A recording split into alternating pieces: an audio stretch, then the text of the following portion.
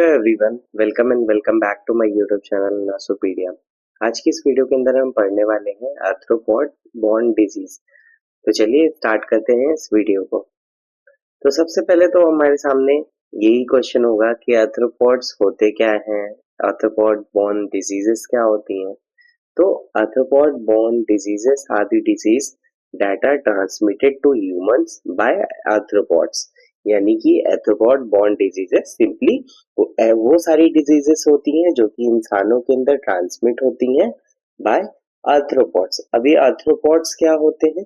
तो आर्थ्रोपॉड्स एक तरह के एनिमल्स होते हैं, या आप इन्हें इंसेक्ट भी बोल सकते हो, बट मेनली एनिमल्स होते हैं जो इनवर्टिब्रेट एनिमल्स होते हैं। उसके अंदर इंसेक्ट्स भी आ जाते हैं और भी कई सारे टाइप के एनिमल्स आते हैं उसके अंदर, ठीक है।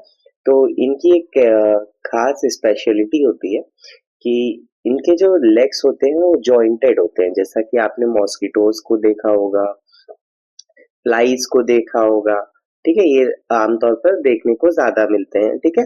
तो इनके लेग्स जो होते हैं वो जॉइंटेड होते हैं। बॉडी इनकी सेगमेंट्स में होती है, बहुत छोटे छोटे सेगमेंट्स में बॉडी होती है। हार्ड एक्सोस्केलेटन होता है इनका, ठीक है। यानी कि बाहरी जो इनका कवरिंग होता है वो हार्ड होती है, ठीक है। तो ये एनिमल्स को हम आर्थ्रोपॉड्स बोलते हैं। इनके अंदर कॉमनली आर्थ्रोपॉड्स आते हैं, common arthropods acting as vector. अब एक नया टर्म आता है आपके सामने, वेक्टर क्या होता है? तो वेक्टर को भी मैं अभी आपको एक्सप्लेन कर देता हूँ कि आप आर्थ्रोपॉड बॉर्न डिजीजेस और वेक्टर बॉर्न डिजीजेस के अंदर कभी भी आप मिक्सअप मत करना और कभी भी आपको उनके अंदर कंफ्यूजन ना होने पाए, ठीक है। तो इन दोनों को ही अच्छे से हम यहाँ पे समझ लेंगे।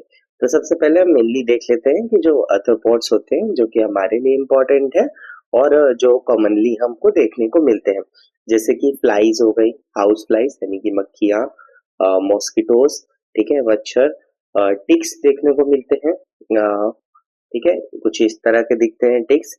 फ्ली फ्ली कुछ इस शेप की दिखती है, और माइट्स, ठीक है, माइट्स, इच माइट्स वगैरह, लाइस, जू, ठीक है, ये सब देखने को हमको मिलते हैं कॉमनली।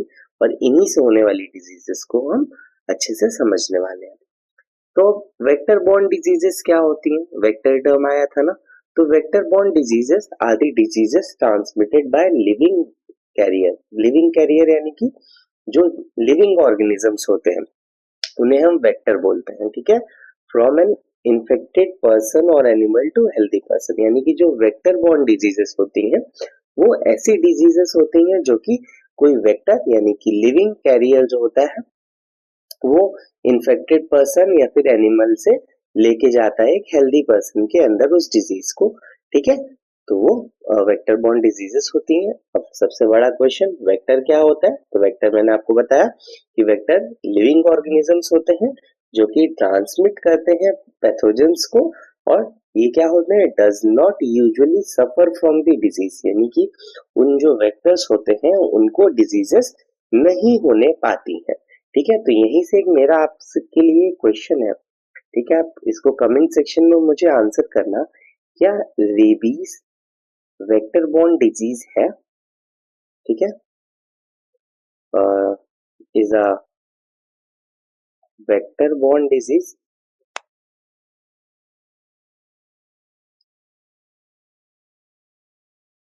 ठीक है, ये आप मुझे कमेंट में इसका आंसर करना, और सिर्फ यस और नो लिख के मत छोड़ देना, थोड़ा सा वहां पे एक्सप्लेन भी करना आप, ठीक है। तो अब टाइप्स ऑफ वेक्टर हम पढ़ते हैं। तो वेक्टर्स की टाइप के अंदर हमारा आर्थ्रोपॉड्स आते हैं, ठीक है, ना कि आर्थ्रोपॉड्स वेक्टर्स होते हैं, ठीक है। तो आपको ये क्लियर हो गया कि वेक्टर्स के अंदर आर्थ्रोपॉड्स आएंगे और कुछ नॉन आर्थ्रोपॉड वेक्टर्स भी होते हैं, ठीक है। तो हमारे आर्थ्रोपॉड वेक्टर्स जैसे मैंने आपको बताया, मॉस्किटो, फ्लाई, टिक्स और लाइस, माइट्स वगैरह वगैरह। और जो नॉन आर्थ्रोपॉड वेक्टर्स होते हैं तो उसके अंदर क्या क्या आएगा, रैट्स, चूहे जिनसे होता है प्लेग, स्नेल्स, स्नेल से होता है स्किश, टोसोमियासिस, ठीक है। तो ये स्नेल से होने वाली डिजीज है।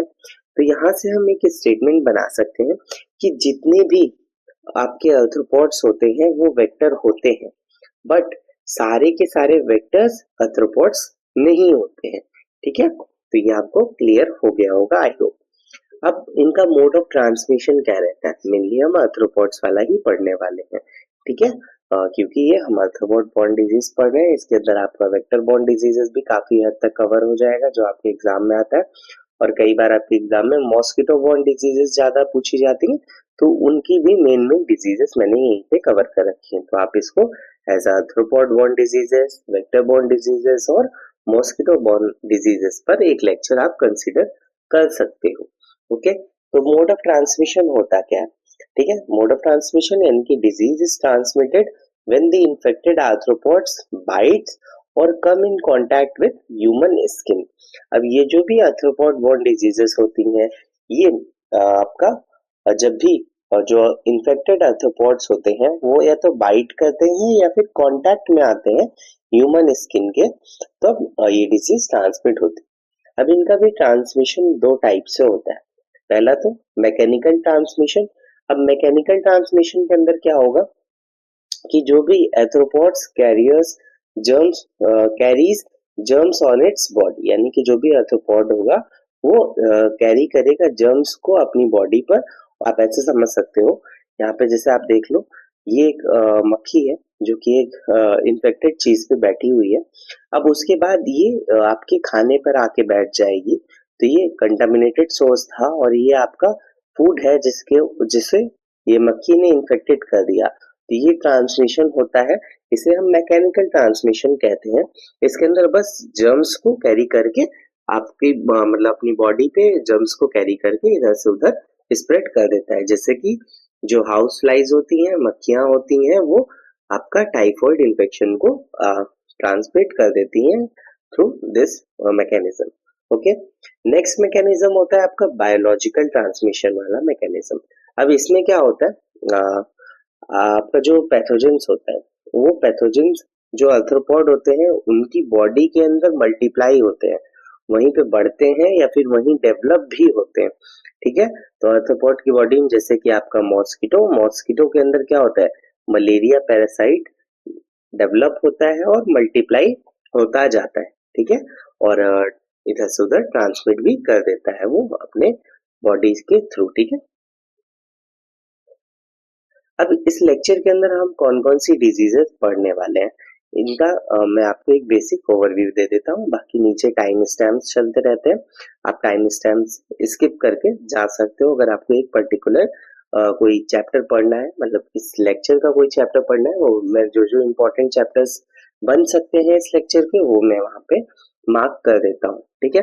तो सबसे पहला आपका हम इस लेक्चर के अंदर पढ़ेंगे डेंगू, या जिसे आप और अच्छे से डेंगी बोलते हैं। नेक्स्ट फिर मलेरिया, नेक्स्ट लिम्फेटिक फाइलेरियासिस जिसे हम नॉर्मली फाइलेरिया भी बोलते हैं। Next Zika viral disease, next फिर है येलो फीवर, नेक्स्ट है Japanese encephalitis, next chikungunya fever, next kalaazar. और ये फिर हाउस फ्लाई की वजह से होने वाले जो मैकेनिकल ट्रांसमिशन से जो डिजीजेस होती हैं, like typhoid, cholera, dysentery, diarrhoea, इन सारी डिजीजेस को मैंने आपको पिछले लेक्चर के अंदर पढ़ाया था। इंटेस्टाइनल इन्फेक्शंस वाली डिजीज जो भी होती है उनको मैं पढ़ा चुका हूँ, तो यहाँ पे हम इसको कॉमन सी बात है रिपीट तो नहीं करेंगे, ठीक है। यहाँ पे मैंने आपको बता दिया कि एक आर्थ्रोपॉड की वजह से ऐसे भी इंटेस्टाइनल इन्फेक्शंस हो सकते हैं, ठीक है। सिर्फ और सिर्फ फीको ओरल रूट से नहीं, बस वहां पे भी मैंने बताया था कि आपको एक ये भी मेथड होता है, इसकी वजह से भी ट्रांसमिट हो जाता है। फिर उसके बाद हम पढ़ेंगे प्लेग और स्केबीज, ठीक है। और उसके बाद कुछ जूनोटिक डिजीजेस बच जाती हैं, जैसे कि हमारा रेबीज, तो उसको हम एक अलग से पर्टिकुलर उसका अलग सेपरेट वीडियो बना देंगे, तो वो कंप्लीट हो जाएगा। तो मेनली आप देख सकते हो यहाँ पे ज्यादातर डिजीजेस आपकी मॉस्किटो बॉर्न है, इसीलिए मैं कह रहा था आपसे कि आप इस लेक्चर को ऐसा भी बोल सकते हो कि इसके अंदर हम मॉस्किटो बॉर्न डिजीजेस पढ़ रहे हैं और ये कंप्लीट हो जाएंगी। मेनली आपके एग्जाम में मॉस्किटो बॉर्न से बहुत ज्यादा क्वेश्चन पूछा जाता है, ठीक है। तो इसको अच्छे से हम पढ़ेंगे। कालाजार ये सैंड फ्लाई से होता है, ठीक है। और ये हाउस फ्लाई की वजह से होने वाला प्लेग आपका रैट से होता है, स्केबीज आपका स्नेल से होता है, ठीक है। इन सारी डिजीज को अभी हम पढ़ dengue. Dengue is a mosquito-borne viral disease transmitted mainly by Aedes aegypti mosquito. ठीक है, तो डेंगू क्या है? एक मॉस्किटो बॉर्न वायरल डिजीज है जिसका ट्रांसमिशन मेनली होता है एडीज एजिप्टी मॉस्किटो की वजह से। ठीक है, आप इसे मार्क कर लेना। ये कई बार आपके एग्जाम में पूछा जाता है कि कौन से मॉस्किटोज की वजह से डेंगू ट्रांसमिट होता है, तो ट्रांसमिट होता है एडीज एजिप्टी मॉस्किटो की वजह से। ठीक है, पॉजिटिव एजेंट इसका क्या है? Arbovirus. ठीक है, आप ये भी याद रखना, positive agent of dengue is अर्बो virus.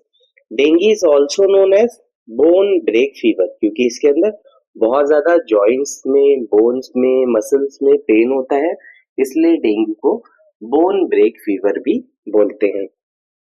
Mode of transmission इसका क्या रहता है? Bite of infected female Aedes mosquito bites during day time.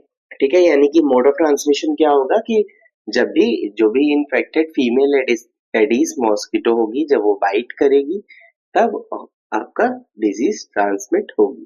ठीक है, और ये याद रखना कि ये जो डेंगू के मॉस्किटोज होते हैं, यानी कि फीमेल एडीज मॉस्किटोज होते हैं, ये डे टाइम में ज्यादा बाइट करते हैं, यानी कि दिन में ज्यादा बाइट करते हैं, सुबह शाम में। ठीक है, रात को ये नहीं मेनली बाइट करते हैं, रात में मलेरिया के मच्छर घूमते हैं, इसलिए हमें डे टू नाइट पूरा मॉस्किटो से प्रोटेक्शन की जरूरत होती है। नेक्स्ट फिर इंक्यूबेशन पीरियड। डेंगू का इंक्यूबेशन पीरियड होता है 4 से 10 दिनों का। ठीक है, अब डेंगू फीवर क्या होता है? ये 3 तरह से आपका टाइप्स होते हैं इसके, यानी कि 3 टाइप्स में डिवाइडेड है। सबसे पहले तो एक क्लासिकल डेंगू फीवर कि इसके अंदर सिर्फ फीवर रहता है। अभी इसके अंदर और भी कई सारे सिम्टम्स आते हैं, वो हम डिटेल में समझते हैं। फिर दूसरा होता है डेंगू हेमोरेजिक फीवर, यानी कि इसमें क्या होगा? प्लेटलेट काउंट गिर जाएगा, हेमोरेज होना शुरू हो जाएगा बॉडी के अंदर। फिर उसके बाद सीवियर स्टेज में जाने के बाद क्या होता है? Dengue haemorrhagic fever with shock, यानी कि हेमोरेजिक फीवर तो था ही, अब उसके बाद शॉक भी हो जाएगा, क्योंकि ज्यादा ब्लड लॉस होने की वजह से, हेमरेज होने की वजह से आपका शॉक हो जाता है, हाइपोवोलेमिक शॉक हो जाता है। ठीक है, तो ये 3 टाइप्स के डेंगू फीवर होते हैं। पहला हम देखते हैं इसके अंदर क्या क्या सिम्टम्स देखने को मिलते हैं। सबसे पहले तो फीवर रहेगा आपका लगभग 39 डिग्री सेल्सियस से लेके 49 डिग्री सेल्सियस के बीच में। नोजिया होना, वॉमिटिंग होना आम बात है। वीकनेस रहेगा, मसल और जॉइंट पेन होगा, और एक बात और याद रखना, इसके अंदर क्या होता है? रेट्रो और बाइटल पेन होता है, यानी कि हेडेक तो होगा, सीवियर हेडेक होगा, लेकिन रेट्रो और बाइटल, जैसे कि आप इस इमेज के अंदर देख सकते हो कि आंखों के ऊपर की तरफ आपका पेन होगा बहुत ज्यादा। ठीक है, और जॉइंट्स में पेन होगा, मसल्स में पेन होगा, स्किन पे रैशेस देखने को मिलेंगे। ठीक है, लगभग 3 से 5 दिन के बाद में स्टार्ट होंगे अपीयर होना, और लॉस ऑफ एपेटाइट, भूख नहीं लगेगी। फिर अब हम देखते हैं डेंगू हेमरेजिक फीवर। अगर मान लो क्या होता है, अगर एक बार कोई मॉस्किटो काटता है, डेंगू का मॉस्किटो यानी कि एडिस एजिप्टी मॉस्किटो जो इन्फेक्टेड होता है, अगर वो एक बार काटता है, तब हमें ये जो क्लासिकल डेंगू वाले सिम्टम्स है ये देखने को मिलते हैं। पर अगर वो एक बार से ज्यादा बाइट करता है, यानी कि एक बार मान लो परसों काटा था, फिर आज काटा, फिर अभी 1-2 दिन बाद काट लिया, लगातार अगर ऐसे काटता है मॉस्किटो, तब आपको डेंगू हेमरेजिक फीवर होने के चांसेस होते हैं। लाइक इसके अंदर क्या क्या होगा? हाई फीवर होना लगभग 40 डिग्री सेल्सियस से 41 डिग्री सेल्सियस तक, प्लाज्मा लीकेज होना, थ्रोम्बोसाइटोपिनिया होना यानी कि प्लेटलेट काउंट कम हो जाना, प्लाज्मा लीकेज होना, ब्लीडिंग के अब कुछ मैनिफेस्टेशन होते हैं कि अगर ब्लीडिंग हो रही है हमारी बॉडी के अंदर तो कहीं ना कहीं से तो दिखाई देगी। पिटीशिया होगा, पिटीशिया यानी कि जैसे आप इस इमेज के अंदर देख सकते हो, आपकी स्किन पे ऐसे ब्राउन कलर के, रेड कलर के, पर्पल कलर के आपके पैचेस देखने को मिलेंगे। तो मतलब क्या होता है, इसके अंदर जो ब्लड कैपिलरीज होती है उसके से बाहर ब्लड आ जाता है और हमारे टिश्यूज के अंदर इकट्ठा हो जाता है, जिसकी वजह से ये पर्पल कलर का, ब्राउन कलर का अपीयरेंस देखने को मिलता है। गम ब्लीडिंग हो सकती है, एपिटैक्सिस हो सकता है, एपिटैक्सिस यानी कि नोज ब्लीडिंग होती है। ठीक है, मेलेना यानी कि स्टूल के अंदर ब्लड आने की वजह से ब्लैक कलर का स्टूल होना, ब्राउन कलर का स्टूल होना, ये देखने को मिलता है। हिमेटेमेसिस, हिमेटेमेसिस यानी कि वॉमिटिंग के अंदर ब्लड आना, तो कहीं से भी ब्लड आ सकता है आपका हेमोरेजिक फीवर के अंदर। इसीलिए जब एक बार भी अगर मान लो डेंगू किसी को डायग्नोस होता है, हॉस्पिटल में भी उसको रखा जाता है, तो उसके आसपास मॉस्किटो नेट लगा दिया जाता है, रिपेलेंट्स का यूज किया जाता है, ताकि उसे दोबारा से वो इन्फेक्शन ना होने पाए। ठीक है, नेक्स्ट फिर होता है dinghy shock syndrome. Dinghy shock syndrome के अंदर क्या होता है, सीवियर प्लाज्मा लीकेज।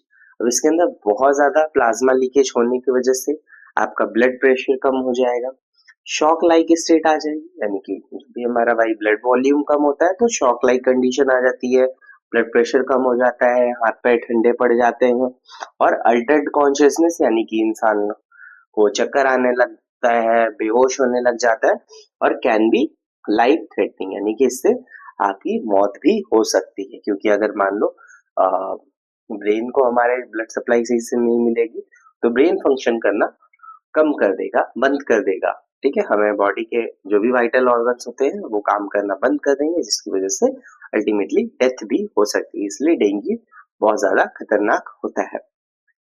अब इसके डायग्नोसिस के लिए आप क्या क्या कर सकते हो, सबसे पहला अपना जो क्लासिकल चीजें चलती हैं कि हिस्ट्री कलेक्शन और फिजिकल एग्जामिनेशन, जो भी साइन सिम्टम्स है, जो भी पेशेंट की फैमिली बताती है जो कि कैसे फीवर आ रहा है, कब कब आ रहा है, तो ये सब चीजों आपको नोट करना है।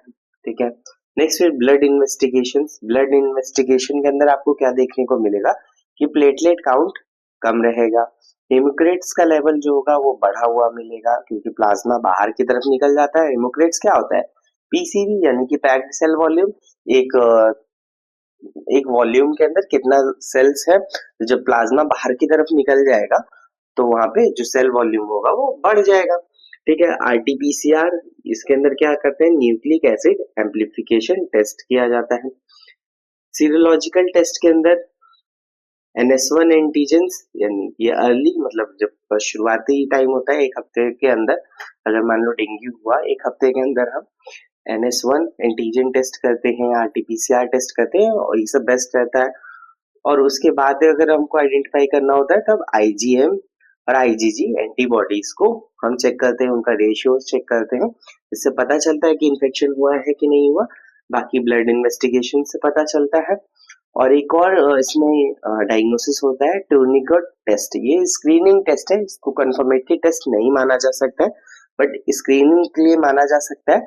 इसमें क्या होता है कि अगर मान लो एक नॉर्मल हैंड है, अब आपने इस वाले हैंड के ऊपर यहाँ पे टर्निकेट बांध दिया, ठीक है, टर्निकेट बांध दिया, तो आपको देखने को मिलेगा कि ये जो पूरा नीचे का एरिया होगा यहाँ पे आपका जो कैपिलरीज होती हैं उससे बाहर प्लाज्मा और ब्लड सेल्स निकल आएंगी, रेडनेस देखने को मिलेगी, जैसे कि आपको यहाँ पिटीशिया देखने को मिल रहा था, कुछ उसी तरह का लेकिन लाइट फॉर्म में। तो इसे हम टर्निकेट टेस्ट पॉजिटिव बोलते हैं, अगर ऐसा देखने को मिलता है तो ये पॉजिटिव है।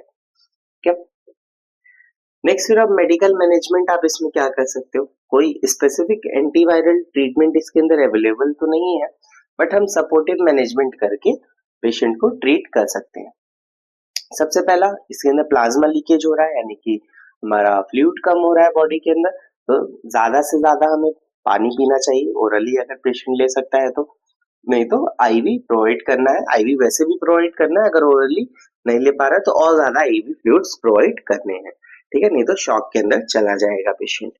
नेक्स्ट फिर पैरासिटामोल देनी है फीवर के लिए, और आपको अवॉइड करना है यहाँ पे एस्पिरिन और आइबुप्रोफेन। ऐसा क्यों करना है, क्योंकि एस्पिरिन और आइबुप्रोफेन क्या करती है, ये ब्लड थिनर्स होती हैं जो कि ब्लड को थिन कर देती हैं, जिसकी वजह से और ज्यादा ब्लीडिंग होने के चांसेस होते हैं। इसलिए पैरासिटामोल यहाँ पे बेस्ट एंटी पायरेटिक ड्रग होती है। नेक्स्ट फिर आपका ब्लड ट्रांसफ्यूजन या फिर प्लेटलेट ट्रांसफ्यूजन भी किया जाता है। यहाँ पे देख सकते हो पैरासिटामोल, इधर आईवी फ्लूइड दिया जा रहा है, और ये आपका क्या है, प्लेटलेट्स है। ठीक है, तो प्लेटलेट का ट्रांसफ्यूजन किया जाता है, अगर प्लेटलेट बहुत ज्यादा कम हो जाता है या ब्लड कम हो जाता है तो ब्लड का ट्रांसफ्यूजन किया जाता है। ठीक है, अब नर्सिंग मैनेजमेंट देखते हैं हम, इसके अंदर हम क्या क्या नर्सिंग मैनेजमेंट कर सकते हैं। सबसे पहला आपको मॉनिटर करना है टेम्परेचर, वाइटल साइंस को। वाइटल साइंस की यहाँ पे देख लो, क्या क्या होता है, heart rate, temperature, respiration, blood pressure, SpO2, इसके साथ साथ नॉर्मल रेंज भी दी हुई है आपको, देख लो आप, ठीक है। तो यहाँ पे ये आपको मॉनिटर करना होगा पूरा वाइटल साइंस को, फ्लूइड बैलेंस कराना होगा, मेंटेन करना होगा फ्लूइड बैलेंस को, ऑब्जर्व करना होगा कि कहीं ब्लीडिंग तो नहीं हो रही है, पेशेंट शॉक में तो नहीं जा रहा है, एजुकेट करना है पेशेंट को अबाउट डेंजर साइंस। आप अच्छा, आप मुझे एक बात बताना कि अगर शॉक में कोई पेशेंट जा रहा है तो उसे हम आइडेंटिफाई कैसे कर सकते हैं, ठीक है। अ, आपको पेशेंट के जो भी डेंजर साइंस है उसको मॉनिटर करना है यहाँ पे, और पेशेंट को भी बताना है, उसके रिलेटिव्स को बताने हैं डेंजर साइंस क्या क्या हो सकते हैं, मेंटेन करना है रेस्ट एंड न्यूट्रिशन को, प्रिवेंट करना है मॉस्किटो बाइट्स को कि अब फर्दर मॉस्किटो बाइट्स ना होने पाए, नेट्स का यूज करना है, रिपेलेंट्स का यूज करना है, ठीक है। अब हम देखते हैं prevention and control. Prevention and control यानी कि अब मान लो में डिजीज होने से पहले से ही उसको रोक के रखना है, या फिर अब हो जाती है तो उसे कंट्रोल करना है, ठीक है। तो आपके मान लो आसपास में ऐसी केसेस आ रहे हैं, ज्यादातर हमारे इंडिया के अंदर होता ही है, हमेशा होता है, हर साल होता है, बहुत सारे लोगों को डेंगू मलेरिया होता है, तो उसके बचाव भी आपको पता होने चाहिए। सबसे बेस्ट क्या है, मॉस्किटो नेट लगा के आप सोइए, ठीक है, जिससे कि आपको रात में कोई भी मॉस्किटोज बाइट ना करने पाए। दिन में आप क्या कर सकते हो, फुल स्लीव्स क्लोथ पहन सकते हो, चश्मे भी लगा सकते हो, ठीक है। और बाकी आसपास में अगर आपके कहीं भी पानी इकट्ठा हो रहा है, ऐसा नहीं है कि मॉस्किटो सिर्फ गंदे पानी के अंदर ग्रो करते हैं, मॉस्किटोज जो होते हैं वो आपके साफ पानी के अंदर भी ब्रीड करते हैं, इसलिए हमेशा पानी को ढक के रखना है। मॉस्किटो रिपेलेंट्स का यूज करना है ताकि मॉस्किटोज ना आने पाए आसपास में। आप और क्या कर सकते हो, आपके डोर्स पे, विंडोज पे मॉस्किटो नेट्स भी लगा सकते हो, ठीक है। यही सारी बातें यहाँ पे लिखी हुई हैं। बाकी आप यहाँ पे फॉगिंग कर सकते हो, लार्विसिडल्स जो DDT होता है उसका स्प्रे कर सकते हो, जिससे कि मान लो घास वास है तो वहां पे ना होने पाए। अगर आप मान लो घास है आसपास में ज्यादा, तो घास को क्या करना है, छोटा करके रखना है, जिससे कि मॉस्किटो ब्रीडिंग ना होने पाए। और जो भी कम्युनिटी है उस एरिया में जाके हेल्थ एजुकेशन आपको प्रोवाइड करना है। Malaria malaria is a mosquito borne protozoan disease caused by Plasmodium parasite and transmitted to humans by the bite of infected female Anopheles mosquitoes। तो ये बेसिक सी डेफिनेशन हो जाएगी हमारी मलेरिया के लिए कि मलेरिया क्या है, एक मॉस्किटो बॉर्न प्रोटोजोअन डिजीज है जो कि जिसका कारण होता है प्लाज्मोडियम पैरासाइट, जो कि कॉजेटिव एजेंट होता है इसका, और ये ट्रांसमिट होती है ह्यूमंस के अंदर by the bite of infected female Anopheles mosquitoes. तो यहाँ से आपको दो पॉइंट याद रखना है आपके फिलिंग द ब्लैंक्स के लिए और टिक द करेक्ट ऑप्शंस के लिए, बहुत ज्यादा इम्पोर्टेंट रहता है ये कि जो मलेरिया होता है उसका कॉजेटिव एजेंट क्या होता है, तो होता है प्लाज्मोडियम पैरासाइट। और ये इसका वेक्टर कौन होता है, कौन ट्रांसमिट करता है, ऐसे करके आपसे पूछा जाता है malaria is transmitted by dash. तो डैश में क्या आप फिल करोगे, फीमेल एनोफिलीज मॉस्किटोस, ठीक है। तो अब क्या होता है कि ये प्लाज्मोडियम पैरासाइट एक ब्रॉड चीज है, उसके अंदर कई सारी प्लाज्मोडियम की स्पीशीज होती हैं, ठीक है, उन्हें समझना बहुत ज्यादा इंपॉर्टेंट हो जाता है। तो इसका कॉजेटिव एजेंट क्या है, प्लाज्मोडियम पैरासाइट है, और प्लाज्मोडियम की भी कई सारी स्पीशीज होती हैं। अगर आप जनरल में लिख रहे हो तो आप प्लाज्मोडियम पैरासाइट लिख देना, पर अगर आपको स्पेसिफिक लिखना है स्पीशीज के अंदर, तो सबसे पहली स्पीशीज होती है इसकी प्लाज्मोडियम विवैक्स। मेनली चार इसकी स्पीशीज होती हैं, एक जो है जूनोटिक है और बहुत ज्यादा रेयर है, तो उतना ज्यादा इंपॉर्टेंट नहीं होगी आपके लिए। आपके आपको मेनली क्या है, ये चार याद रखनी है, प्लाज्मोडियम विवैक्स जो कि इंडिया के अंदर सबसे ज्यादा पाया जाता है। फिर प्लाज्मोडियम होता है फ्लेसिपैरम।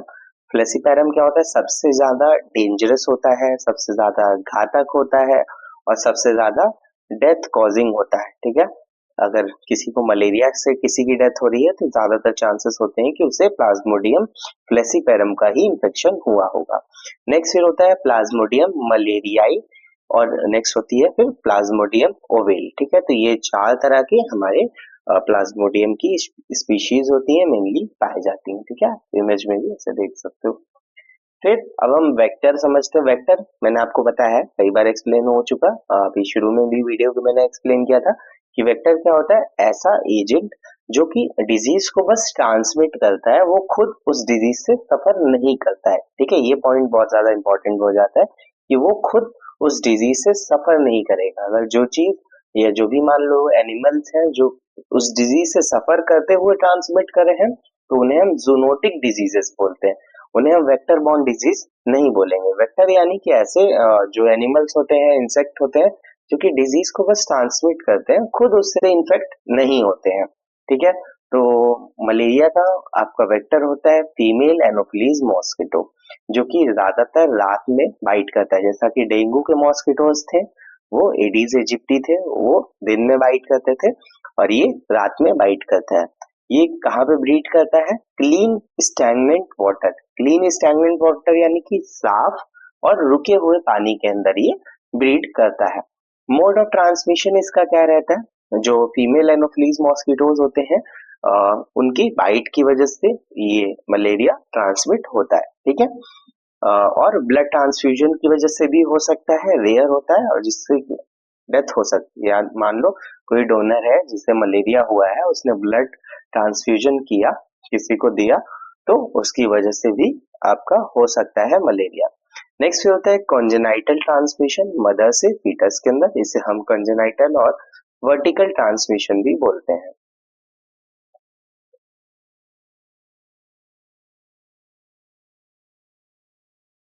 ठीक है, next is sharing of contaminated needles, इसकी वजह से रेयरली होता है। ठीक है, इंक्यूबेशन पीरियड क्या होता है, अलग अलग स्पीशीज का अलग अलग होता है। ठीक है, तो इसका मैंने एक ऑन एन एवरेज लिख दिया है कि 12 टू 14 डेज इंक्यूबेशन पीरियड होता है।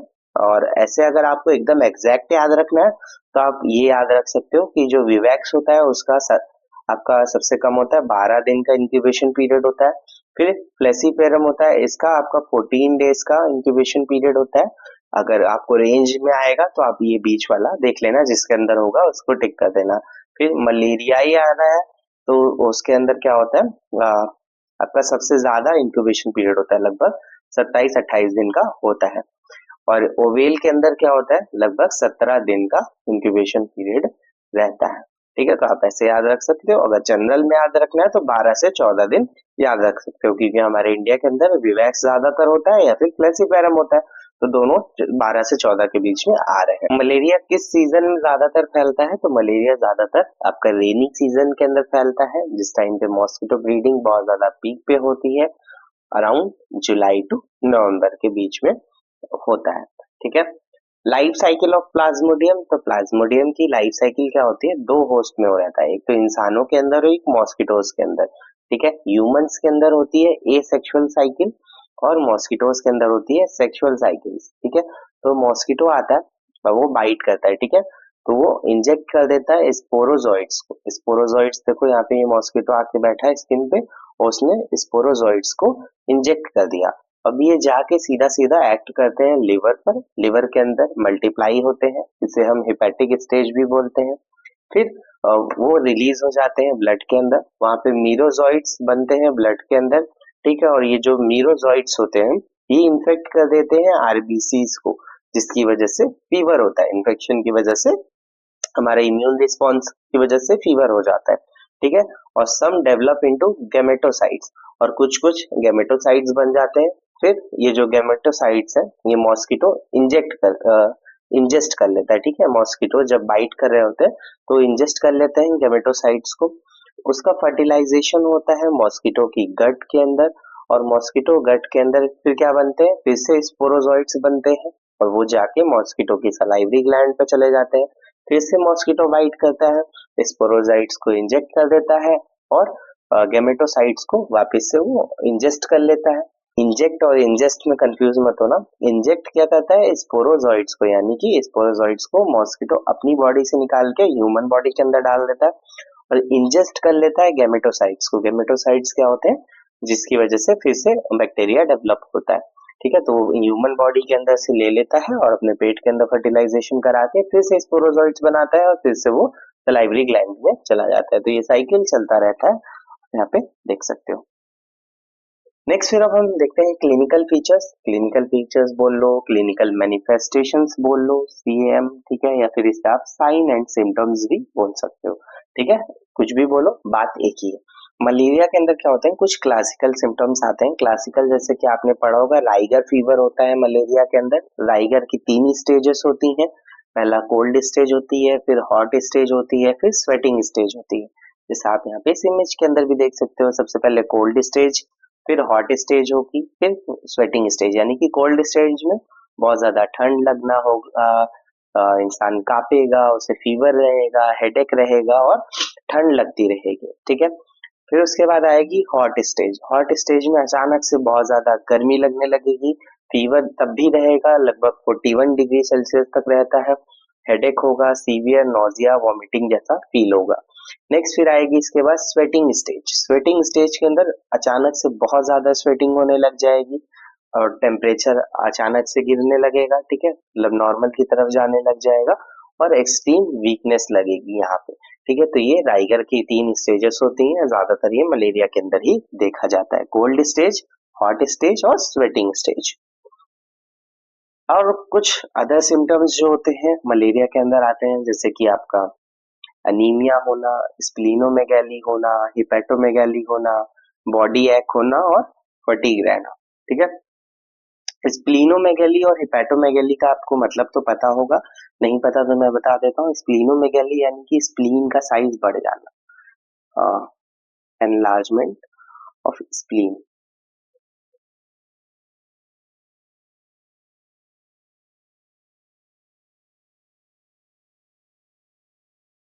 और ठीक इसी तरह आपका हिपेटोमेगैली का मतलब क्या होता है, एनलार्जमेंट ऑफ लिवर, क्या, तो ये मतलब होता है। अगर आपसे पूछा जाए कि मलेरिया के अंदर कौन सा हमारी बॉडी का ऑर्गन पे इफेक्ट पड़ता है, तो वो स्प्लीन पे इफेक्ट पड़ता है, और ब्लड सेल्स की अगर बात की जाए तो आरबीसी पे इफेक्ट पड़ता है। सीवियर केसेस में या फिर कॉम्प्लिकेटेड मलेरिया है, जैसे कि मलेरिया का प्लाज्मोडियम प्लेसीपेरम की वजह से अगर मलेरिया हुआ है, तब सेरिब्रल मलेरिया होने के चांसेस होते हैं। सीवियर एनीमिया होने के चांसेस होते हैं, हाइपोग्लाइसीमिया हो सकता है, एक्यूट रीनल फेलियर हो सकता है, पल्मोनरी एडिमा हो सकता है, शॉक और हीमोग्लोबिन यूरिया हो सकता है, यानी कि black water fever. Urea urine के अंदर हीमोग्लोबिन आने लग जाता है, ठीक है। तो हीमोग्लोबिन यूरिया मतलब यूरिन में हीमोग्लोबिन, हीमोग्लोबिन आपका ब्राउन कलर का आएगा,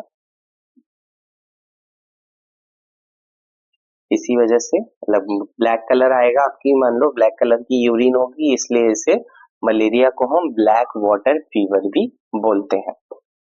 डायग्नोस्टिक टेस्ट, इसके अंदर क्या क्या डायग्नोस्टिक टेस्ट कर सकते हैं हम। सबसे पहला पेरिफेरल ब्लड स्मीयर, जो कि गोल्ड स्टैंडर्ड का करना होता है। इसके अंदर 2 फिल्म्स होती हैं, यानी कि थिक स्मीयर और thin smear.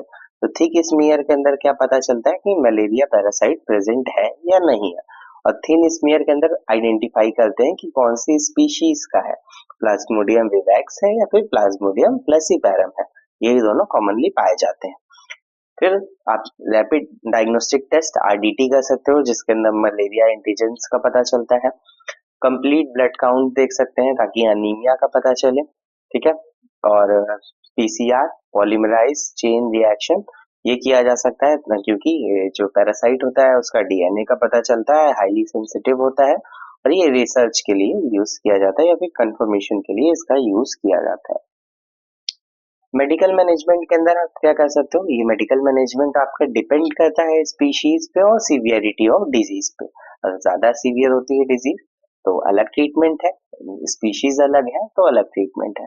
Like Plasmodium vivax और प्लाज्मोडियम ओवेल के लिए क्या होता है, क्लोरोक्वीन दी जाती है, एक ड्रग होती है जिसका डोज रहता है 25 mg पर केजी ओवर 3 days, यानी कि 3 दिनों के लिए 25 mg पर केजी क्लोरोक्वीन प्रोवाइड की जाती है। नेक्स्ट होती है प्राइमाक्वीन। प्राइमाक्वीन क्या होती है, ये जो लिवर के अंदर हाइप्नोजॉइड्स होते हैं, तो लिवर पे इफेक्ट पड़ता है, उसको हटाने के लिए दवा दी जाती है।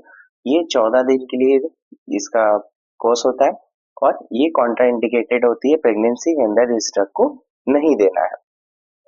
नेक्स्ट फिर अगर प्लाज्मोडियम प्लेसीपेरम की वजह से आपको मलेरिया हुआ है तो उसके अंदर ट्रीटमेंट क्या होता है, क्लोरोक्वीन यहाँ पे रेजिस्टेंट होती है ज्यादातर एरियाज के अंदर, इस वजह से यहाँ पे हम ड्रग प्रोवाइड करते हैं एसीटी। एसीटी यानी कि artemisinin based combination therapy. Artemisinin based combination therapy provide की जाती है 3 days के लिए। इसके अंदर एग्जांपल आप देख लो, एट्रीस्विनेट प्लस सल्फाडॉक्सिन और प्राइमिमिथामिन प्रोवाइड की जाती है। एट्रीमिथर और फ्लूमाफेंटनिल ये प्रोवाइड की जाती है और सिंगल डोज प्रोवाइड किया जाता है प्राइमाक्विन का, ताकि जो भी गेमेटोसाइट्स हैं उनको क्लियर किया जा सके। ठीक है, तो ये मेडिकल मैनेजमेंट रहता है। सीवियर केसेस के अंदर मलेरिया के सीवियर केसेस है लाइक प्लेसीपेरम वाला केस है, तो उसके अंदर आईवी आर्टिसुनेट प्रोवाइड की जाती है एक 0 hours पे, यानी कि जब प्रोवाइड करेंगे उसे 0 hour मानेंगे, फिर 12 hour पे, 24 hours पे, देन फिर उसके बाद इतना पहले डोज प्रोवाइड करेंगे एक दिन के अंदर इतना 3 डोज, फिर उसके बाद डेली 1 डोज प्रोवाइड करेंगे अंटिल ओरल थेरेपी पॉसिबल। जब तक ओरल थेरेपी पॉसिबल नहीं होती तब तक ऐसे प्रोवाइड करते हैं, followed by full course of ACT 3 days। इसके बाद एसीटी जो भी हमने यहाँ पे पढ़ा आर्टिमिसिनिक बेस्ड कॉम्बिनेशन थेरेपी, उसको 3 दिन के लिए प्रोवाइड की जाती है।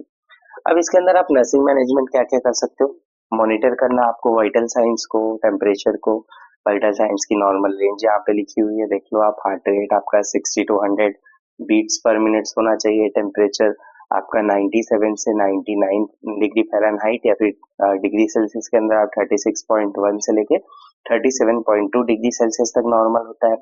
रेस्पिरेटरी रेट आपका 12 to 20 ब्रीथ्स पर मिनट होना चाहिए। ब्लड प्रेशर आपका सिस्टोलिक 90 to 120 और डायस्टोलिक 60 to 80 के बीच में होना चाहिए। एसपीओ2 आपका 95 अबव रहना चाहिए। ठीक है, तो ये नॉर्मल रेंज रहती है।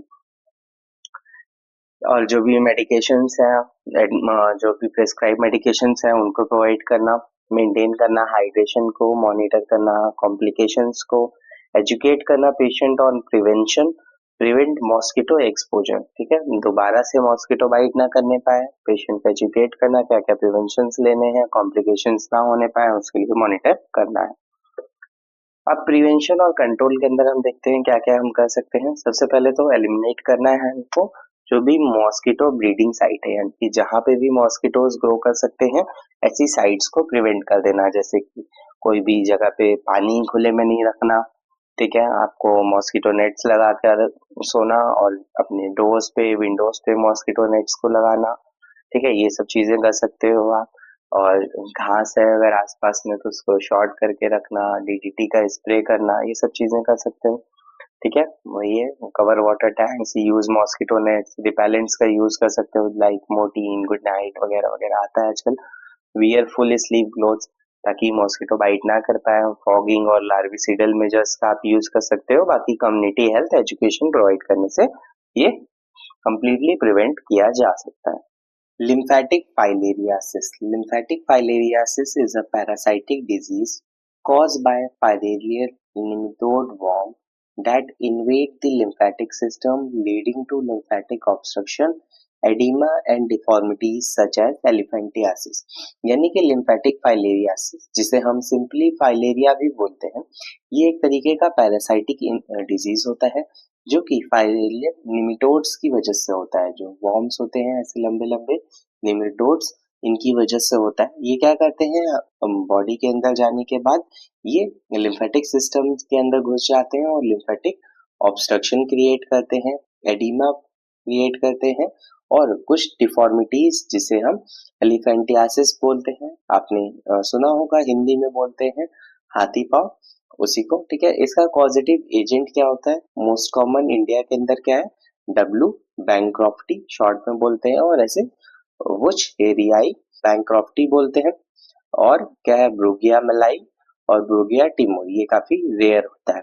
वेक्टर क्या होता है, यानी कि कौन सा एजेंट इसे ट्रांसमिट करता है, तो ये फीमेल क्यूलेक्स मॉस्किटोज की वजह से ट्रांसमिट होता है, उनके थ्रू ट्रांसमिट होता है। ये मेन वेक्टर्स होते हैं इंडिया के अंदर।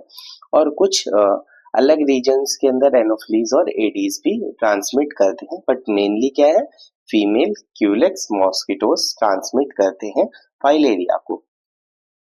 इसका मोड ऑफ ट्रांसमिशन आपको क्लियर होगा, मॉस्किटो कर रहे हैं तो ये बाइट ऑफ इन्फेक्टेड मॉस्किटोज की वजह से होता है। मॉस्किटो क्या करते हैं, जो इंजेक्ट कर देते हैं इन्फेक्टेड लार्वे इनटू ह्यूमंस। ह्यूमंस के अंदर क्या करते हैं, जब भी अपना इन्फेक्शन होता है उसे ट्रांसमिट कर देते हैं, लार्वा इन्फेक्टेड लार्वा को ट्रांसमिट कर देते हैं ह्यूमंस के अंदर, फिर जाके वहां पे ये निमेटोड्स ह्यूमन बॉडी के अंदर ग्रो करता है और वो पूरा लिम्फेटिक सिस्टम को ऑब्स्ट्रक्ट कर देता है। इसका इंक्यूबेशन पीरियड काफी ज्यादा वेरी करता है, आपका कुछ मंथ्स से लेके कुछ ईयर्स तक का हो सकता है। यूजुअली क्या है, 8 टू 16 मंथ्स या फिर उससे ज्यादा का हो सकता है। ठीक है, लाइफ साइकिल इसकी क्या होती है, फाइलेरिया का जो आपका इन्फेक्टिव एजेंट होता है उसका लाइफ साइकिल आपका, जैसे हमने मलेरिया के अंदर पढ़ा था, आपका ह्यूमन और मॉस्किटो दोनों के अंदर ही ये ग्रो करते हैं, दोनों ही होस्ट होते हैं इनके। तो ह्यूमन के अंदर L3 यानी कि स्टेज 3 का लार्वा जो होता है, पहले स्टेज 1 स्टेज 2 स्टेज 3 का जब लार्वा बन जाएगा तो इंटर कर जाता है थ्रू मॉस्किटो बाइट्स आपकी बॉडी के अंदर, ह्यूमन बॉडी के अंदर चला जाएगा। फिर ये माइग्रेट करता है लिम्फेटिक वेसल्स में, लिम्फेटिक वेसल्स के अंदर जाएगा, वहां पे मैच्योर होगा, अडल्ट वॉर्म बनेगा। और अडल्ट वॉर्म की आप लेंथ जानते हो, ये 1 मीटर से भी ज्यादा हो सकती है, 1 mm से लेके 1 मीटर तक की इसकी रेंज है, उससे भी ज्यादा की रेंज ये लेंथ होती है इनकी। ठीक है, ये जो वॉर्म्स होते हैं, निमेटोड्स होते हैं।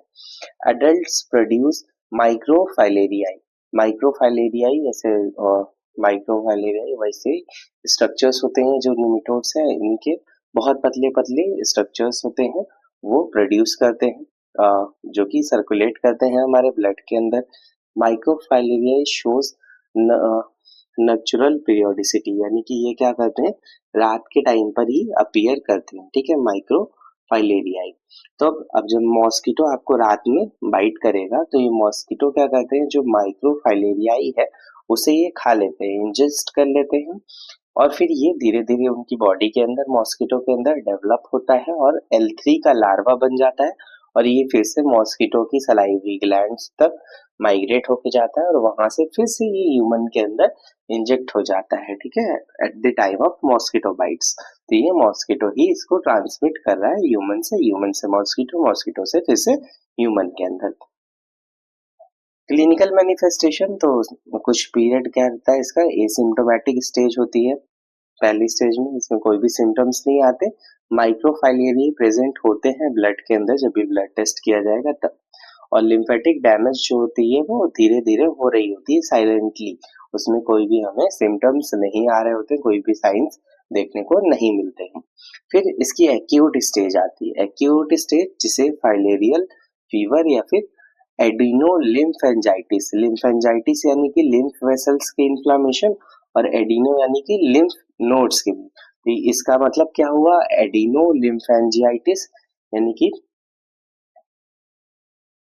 Lymph node plus lymph vessels का इन्फ्लामेशन,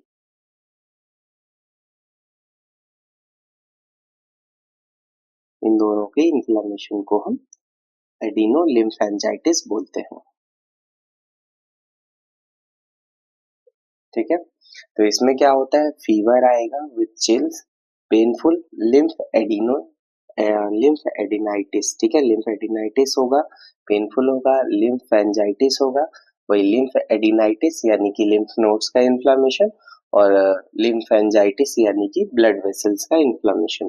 ठीक है, रेड टेंडर लिम्फ नोड्स हो जाएंगे, लिम्फ नोड्स में टेंडरनेस रेड कलर का देखने को मिलेगा, फनिकुलाइटिस और एपिडिडिमो ऑर्चाइटिस होता है, यानी कि मेल्स के अंदर क्या होता है, टेस्टिस जो होगा उसके अंदर इन्फ्लामेशन हो जाएगा, और फीमेल्स के अंदर वल्ला के अंदर हो जाएगा। ठीक है, जैसा कि आप इस इमेज के अंदर देख सकते हो, ये क्रॉनिक स्टेज में जब जाता है तो एलिफेंटियासिस हो जाता है, जब लंबे समय तक लिम्फेटिक ऑब्स्ट्रक्शन रहेगा तब ये क्रॉनिक स्टेज बन जाती है। लेग्स में, आर्म्स के अंदर, स्क्रोटम के अंदर, वल्वा के अंदर एलिफेंटियासिस देखने को मिलता है, जैसा कि आप इस इमेज के अंदर देख सकते हो, लेग्स के अंदर एलिफेंटियासिस, हाथी पाँव जिसे बोलते हैं, और स्क्रोटम के अंदर यहाँ पे आपको देखने को मिल रहा है।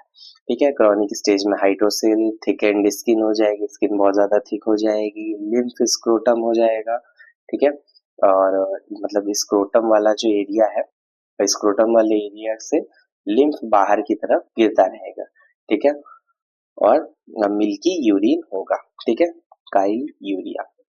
इसके अंदर डायग्नोसिस के अंदर आप क्या क्या कर सकते हो? सबसे पहला आप पेरिफेरल ब्लड स्मीयर कर सकते हो, जो कि रात के टाइम पे ही ब्लड सैंपल्स इसके अंदर लेने होते हैं, क्योंकि जो माइक्रोफाइलेरियाज होती हैं वो रात में ही दिखाई देती हैं। सर्कुलेटिंग फाइलेरियल एंटीजन टेस्ट करते हैं। अल्ट्रासाउंड में क्या होते हैं, जो अडल्ट वॉर्म्स होते हैं वो दिखाई देते हैं, और वो कैसे दिखाई देते हैं? फाइलेरियल डांस साइन उसमें दिखाई देगा, ऐसे डांस करते हुए आपको अल्ट्रासाउंड के अंदर दिखेंगे। ईस्नोफीलिया हो जाएगा। ठीक है, ईस्नोफिल्स आपके बढ़ जाएंगे। और आईसीटी यानी कि इम्यूनो क्रोमेटोग्राफिक टेस्ट कार्ड, ये टेस्ट होता है, वो कराना होता है इसके अंदर। अब मेडिकल मैनेजमेंट के अंदर क्या होता है, हमें मेनली एंटी फाइलेरियल ड्रग्स होती हैं, ये नॉर्मली ऐसे भी प्रोवाइड की जाती हैं कम्युनिटी के अंदर। आपका ये मल्टी ड्रग प्रोग्राम चलता है, तो मल्टी ड्रग एडमिनिस्ट्रेशन प्रोग्राम चलता है आपका, तो उसके अंदर आपका गवर्नमेंट ऑफ जो भी आपका स्टेट सेंट्रल गवर्नमेंट होती है वो प्रोवाइड करवाती है आपके विलेज लेवल पे। तो उसके अंदर डीईसी यानी कि डाई इथाइल कार्बा मेजेंजीन प्रोवाइड की जाती है, प्लस अल्बेंडाजोल। ये दोनों ही आपके जो भी वॉर्म्स होते हैं उनको किल करने के लिए होती है। तो डीईसी आपकी ड्रग ऑफ चॉइस रहती है, बाकी अल्बेंडाजोल जो भी बाकी और कीड़े होते हैं उनको मारती है। आइवरमेक्टिन भी प्रोवाइड की जाती है इसके साथ में। ठीक है, बाकी कॉम्बिनेशन थेरेपी होती है, डीईसी साथ में अल्बेंडाजोल या फिर आइवरमेक्टिन के साथ में अल्बेंडाजोल प्रोवाइड की जाती है। प्रिवेंशन एंड कंट्रोल के अंदर क्या है, मास ड्रग एडमिनिस्ट्रेशन प्रोग्राम के थ्रू आप इसको कंट्रोल कर सकते हो, प्रिवेंट कर सकते हो।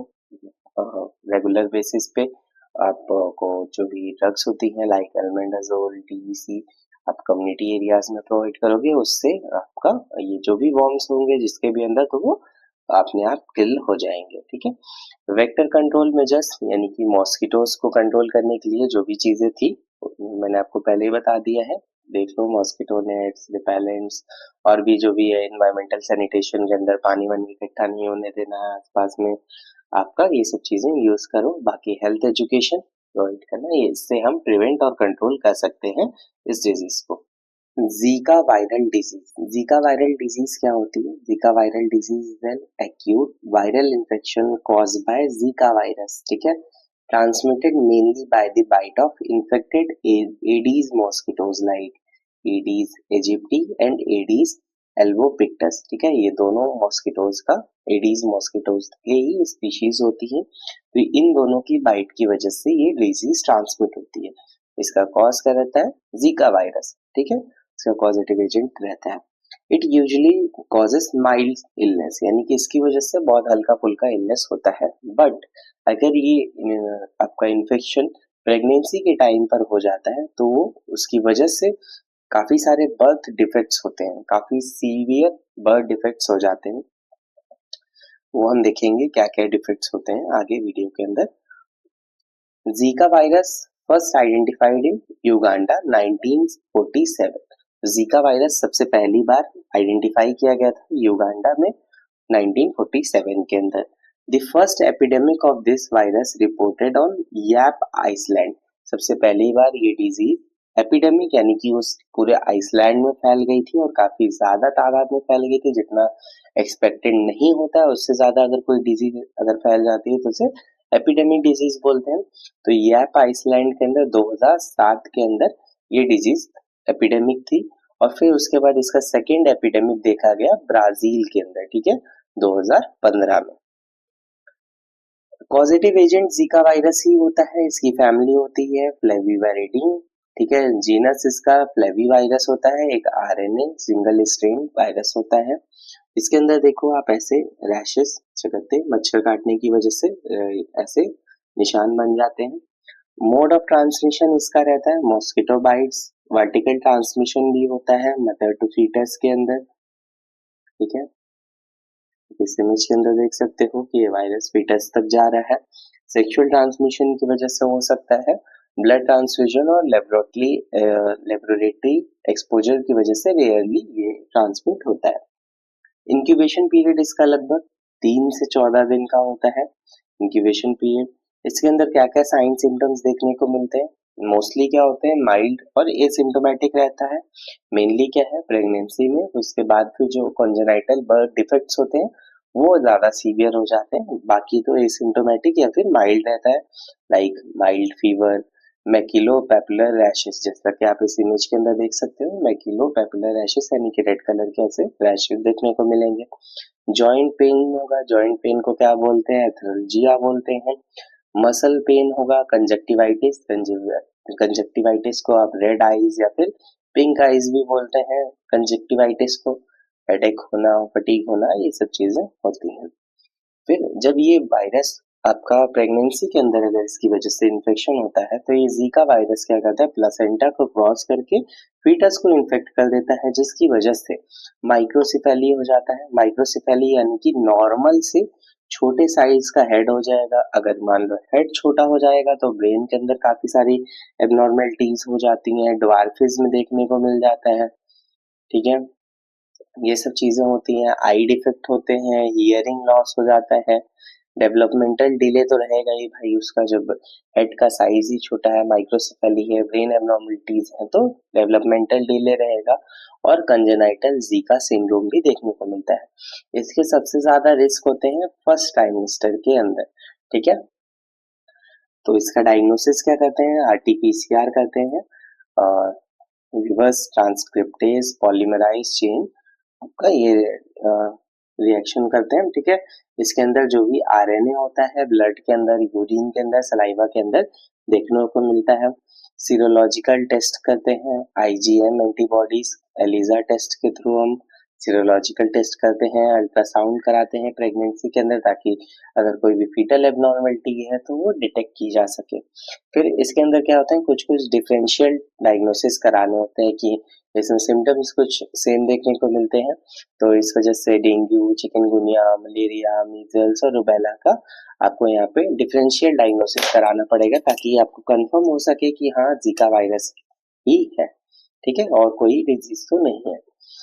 तो इसके अंदर ट्रीटमेंट क्या होगा, इसके अंदर कोई भी स्पेसिफिक एंटीवायरल ड्रग्स या फिर कोई भी वैक्सीन अवेलेबल नहीं है। सिर्फ और सिर्फ सिम्प्टोमेटिक ट्रीटमेंट दिया जाता है, rest, adequate fluid, paracetamol fever और पेन के लिए। यहाँ पे अवॉइड करना होता है एस्पिरिन और जो non steroidal anti inflammatory drugs होती हैं, ताकि आपका ये जो होती हैं ब्लड थिनर्स होती हैं, जिसकी वजह से ब्लीडिंग के रिस्क बढ़ते हैं, इसलिए इनको अवॉइड किया जाता है। आपका फिर आप प्रिवेंशन और कंट्रोल के अंदर क्या कर सकते हो, सबसे पहले तो ये मॉस्किटो की वजह से ट्रांसमिट हो रहा है तो मॉस्किटो कंट्रोल करिए। कहीं पे भी रुका हुआ पानी नहीं होना चाहिए, इंसेक्टिसाइड्स, लार्विसिडल्स को आपको स्प्रे करना है, सब चीजें करनी है। बाकी फिर पर्सनल प्रोटेक्टिव मेजर्स यानी कि मॉस्किटो नेट्स के अंदर सोना, घर के बाहर पूरा मॉस्किटो नेट्स लगाना, रिपेलेंट्स का यूज करना, फुल स्लीव क्लोथ्स को पहनना। और ड्यूरिंग प्रेगनेंसी में क्या करना है, जो भी जीका अफेक्टेड एरियाज होते हैं वहां पे आपको ट्रैवल नहीं करना चाहिए, प्रेगनेंसी के टाइम पर अवॉइड करना चाहिए, और सेफ सेक्सुअल प्रैक्टिसेस करनी चाहिए, ताकि आपको ये इन्फेक्शन ना होने पाए। नेक्स्ट फिर येलो फीवर। येलो फीवर क्या होता है, yellow fever is an acute viral haemorrhagic disease caused by the yellow fever virus transmitted to humans by the bite of infected Aedes mosquitoes। तो येलो फीवर क्या होता है, ये viral haemorrhagic disease होती है। इसके अंदर क्या होता है, आपका जो येलो फीवर वायरस होता है वो आपका ह्यूमंस के अंदर इन्फेक्ट करता है by the bites of infected Aedes mosquitoes. ठीक है, this disease is called yellow fever. इस डिजीज को येलो फीवर क्यों बोलते हैं, काफी लोग कंफ्यूज होते हैं। ये येलो फीवर जॉन्डिस को बोल देते हैं, नहीं, इसको येलो फीवर एक अलग से डिजीज है, जिसके अंदर कुछ हमको सिम्टम्स देखने को मिलते हैं जॉन्डिस के, या फिर जॉन्डिस होने का चांसेस होते हैं अगर सीवियर केस हो गए तो, इसलिए इसको हम येलो फीवर नाम देते हैं, क्योंकि जॉन्डिस में बॉडी येलो पड़ जाती है इस वजह से। ठीक है, yellow discoloration of skin and eye in severe cases. ठीक है, इट प्राइमरीली अफेक्ट्स मंकी। ये क्या है, येलो फीवर मेनली क्या है, मंकीज को अफेक्ट करता है या फिर जो अदर वर्टिब्रेट्स हैं, बट ये ट्रांसमिट हो गया ह्यूमंस के अंदर। जैसे जो लोग जंगल में जाते थे तो वहां पे जो मॉस्किटोज होते थे, मंकी के अंदर था पहले से येलो फीवर, उसको मंकी को बाइट किए, फिर आके ह्यूमंस को बाइट कर देते थे, इसकी वजह से येलो फीवर ह्यूमंस के अंदर आने लग गया। ठीक है। इट हैज 80% फर्टिलिटी रेट, यानी कि अगर ये किसी को हो गया तो उसे 80% चांस है कि उसकी डेथ हो जाएगी। This disease causes 2 lakh cases and 30,000 death annually, यानी कि साल में इसकी 2 लाख केसेस आते हैं, 30,000 डेथ हो जाती है। No cases of yellow fever has been reported in Asia. Asia यानी कि एशिया पूरा कॉन्टिनेंट, उसके अंदर इंडिया, इंडिया के अंदर अभी इसके कोई भी केसेस देखने को नहीं मिले हैं। ठीक है। तो इसका कॉजेटिव एजेंट रहता है flavi virus febricis, single strand RNA virus है, फैमिली इसकी अर्बो वायरस है, टोगा वायरस होती है, और जीनस इसका होता है फ्लेवी वायरस। ठीक है। एपिडेमियोलॉजी क्या है इसकी, ये कॉमन है हमारा अफ्रीका के अंदर और साउथ अमेरिका के अंदर। ये अभी तक इंडिया के अंदर इसका कोई भी एंडेमिक नहीं है। इम्पोर्टेड केसेस हो सकते हैं कि हाँ कोई मतलब साउथ अमेरिका से आया, अफ्रीका से आया, तो वो डिजीज लेके आया और यहाँ पे कुछ लोगों में फैल गई, तो ऐसा हो सकता है, बट अभी तक उतने ज्यादा केसेस यहाँ पे देखने को नहीं मिले हैं। A disease of international public health importance, लेकिन इस डिजीज का इंटरनेशनल हेल्थ इंपॉर्टेंस है। जो भी कंट्रीज अफेक्टेड हैं, तो अगर मान लो आप यहाँ से उस कंट्री के अंदर जाना चाहते हो तो आपको एक येलो येलो फीवर की एक वैक्सीन होती है, उससे लगवाना होता है, और उसका कार्ड भी आपको येलो कलर का मिलता है। जितना आपका पासपोर्ट इम्पोर्टेंट है उन कंट्रीज के अंदर जाने के लिए, उतना ही आपका वो येलो कार्ड भी इम्पोर्टेंट है कि आपने वो वैक्सीन ली है कि नहीं ली, उसके बारे में भी हम डिस्कस करते हैं। ठीक है। तो इसका वेक्टर क्या होता है, मेनली एडीज एजिप्टी की वजह से ये अर्बन साइकिल के अंदर आता है, यानी कि ह्यूमन टू ह्यूमन। जब ये ह्यूमन टू ह्यूमन ट्रांसमिट होता है तो ये एडीज एजिप्टी की वजह से होता है, और जंगल साइकिल के अंदर हिमोगोगस स्पीशीज की वजह से ये ट्रांसमिट होता है। ठीक है। मंकी काटता है मंकी को, फिर उसके बाद ह्यूमन को। ठीक है। तो ये जंगल साइकिल होती है। ठीक है। तो मोड ऑफ ट्रांसमिशन इसका मॉस्किटो बाइट प्राइमरी मोड रहता है। साइलेवेक्टिक साइकिल यानी कि जंगल साइकिल जो होती है, तो मंकी को काटेगा एक मॉस्किटो, फिर उसके बाद उससे ह्यूमन को काट लेगा, तो वहां से मंकी से ह्यूमन के अंदर ट्रांसमिट हो जाएगा। इसे सलाइवेक्टिक साइकिल भी बोलते हैं। अर्बन साइकिल के अंदर क्या होता है, ह्यूमन टू ह्यूमन जाता है एडीज मॉस्किटोस की वजह से। ठीक है। नो डायरेक्ट ट्रांसमिशन और no person to person transmission, यानी कि डायरेक्टली या पर्सन टू पर्सन ट्रांसमिशन इसका नहीं होता, वाया मॉस्किटो के थ्रू ही होता है। इसका इंक्यूबेशन पीरियड 3 से 6 दिनों का रहता है। इसकी पैथोफिजियोलॉजी है, virus inter blood stream, multiplies in lymph nodes, spread to liver, kidney, heart. ठीक है। तो ये क्या करता है, वायरस हमारी ब्लड स्ट्रीम के अंदर जाता है, मल्टीप्लाई होता है लिम्फ नोड्स के अंदर जाके, फिर लिवर, किडनी, हार्ट, इन जगह पे जाके फैलता है। इसकी वजह से क्या होता है, लिवर सेल्स का नेक्रोसिस होता है, जिसकी वजह से जॉन्डिस होगा, और क्लॉटिंग फैक्टर रिड्यूस हो जाएगा, जिसकी वजह से ब्लीडिंग होने के चांसेस होते हैं, और रीनल फेलियर होता है। ठीक है। सीवियर केसेस के अंदर साइन सिम्टम्स क्या क्या देखने को मिलते हैं, एक्यूट फेज के अंदर sudden onset of high fever, chills, severe headache, back ache, muscle pain, nausea, vomiting, red eyes, face flush, relative bradycardia रहेगा। ठीक है। टॉक्सिक फेज के अंदर क्या होगा, occur in about 15% cases after brief recovery. ठीक है। सिर्फ और सिर्फ 15% केसेस के अंदर ये टॉक्सिक फेज आता है, जिसके अंदर क्या होगा, जॉन्डिस होगा, ब्लीडिंग होगी आपका नोज, माउथ या जीआईटी से, कहीं से भी हो सकती है, ब्लैक वॉमिटस आएगा, कॉफी ग्राउंड कलर का आपका वॉमिट होगा, हेमरेज होने के चांस होते हैं, ओलिगोयूरिया यानी कि रीनल फेलियर होगा, शॉक, डिलीरियम, कोमा की स्टेज, और अल्टीमेटली डेथ हो सकती है। कॉम्प्लिकेशंस क्या होते हैं इसके, liver failure, kidney failure, haemorrhage, shock और डेथ। डायग्नोसिस के अंदर इसका आरटीपीसीआर अर्ली डिटेक्शन के लिए, फिर सीरोलॉजिकल टेस्ट के अंदर आईजीएम एंटीबॉडीज को आप डिटेक्ट कर सकते हो, लिवर फंक्शन टेस्ट कराया जाता है जिसके अंदर बिलीरुबिन का लेवल बढ़ा हुआ देखने को मिलता है और एसजीओटी एसजीपीटी देखा जाता है। सीबीसी के अंदर थ्रोम्बोसाइटोपिनिया देखने को मिलता है। ट्रीटमेंट के लिए इसके लिए कोई भी स्पेसिफिक एंटीवायरल ट्रीटमेंट नहीं है, आप सपोर्टिव मैनेजमेंट करके इसको ट्रीट कर सकते हो, like bed rest, adequate fluids, paracetamol provide करना, फीवर के लिए ब्लड प्रोडक्ट्स, अगर मान लो ब्लीडिंग हो रही है जिसकी वजह से सीबीसी कम हो रहा है तो वहाँ पे ब्लड प्रोडक्ट्स प्रोवाइड करना, जिस जो भी कम हो रहा है उसके हिसाब से management of liver and kidney के लिए, ठीक है, और जो भी एनसेड्स हैं, एस्पिरिन है, उनको अवॉइड करना।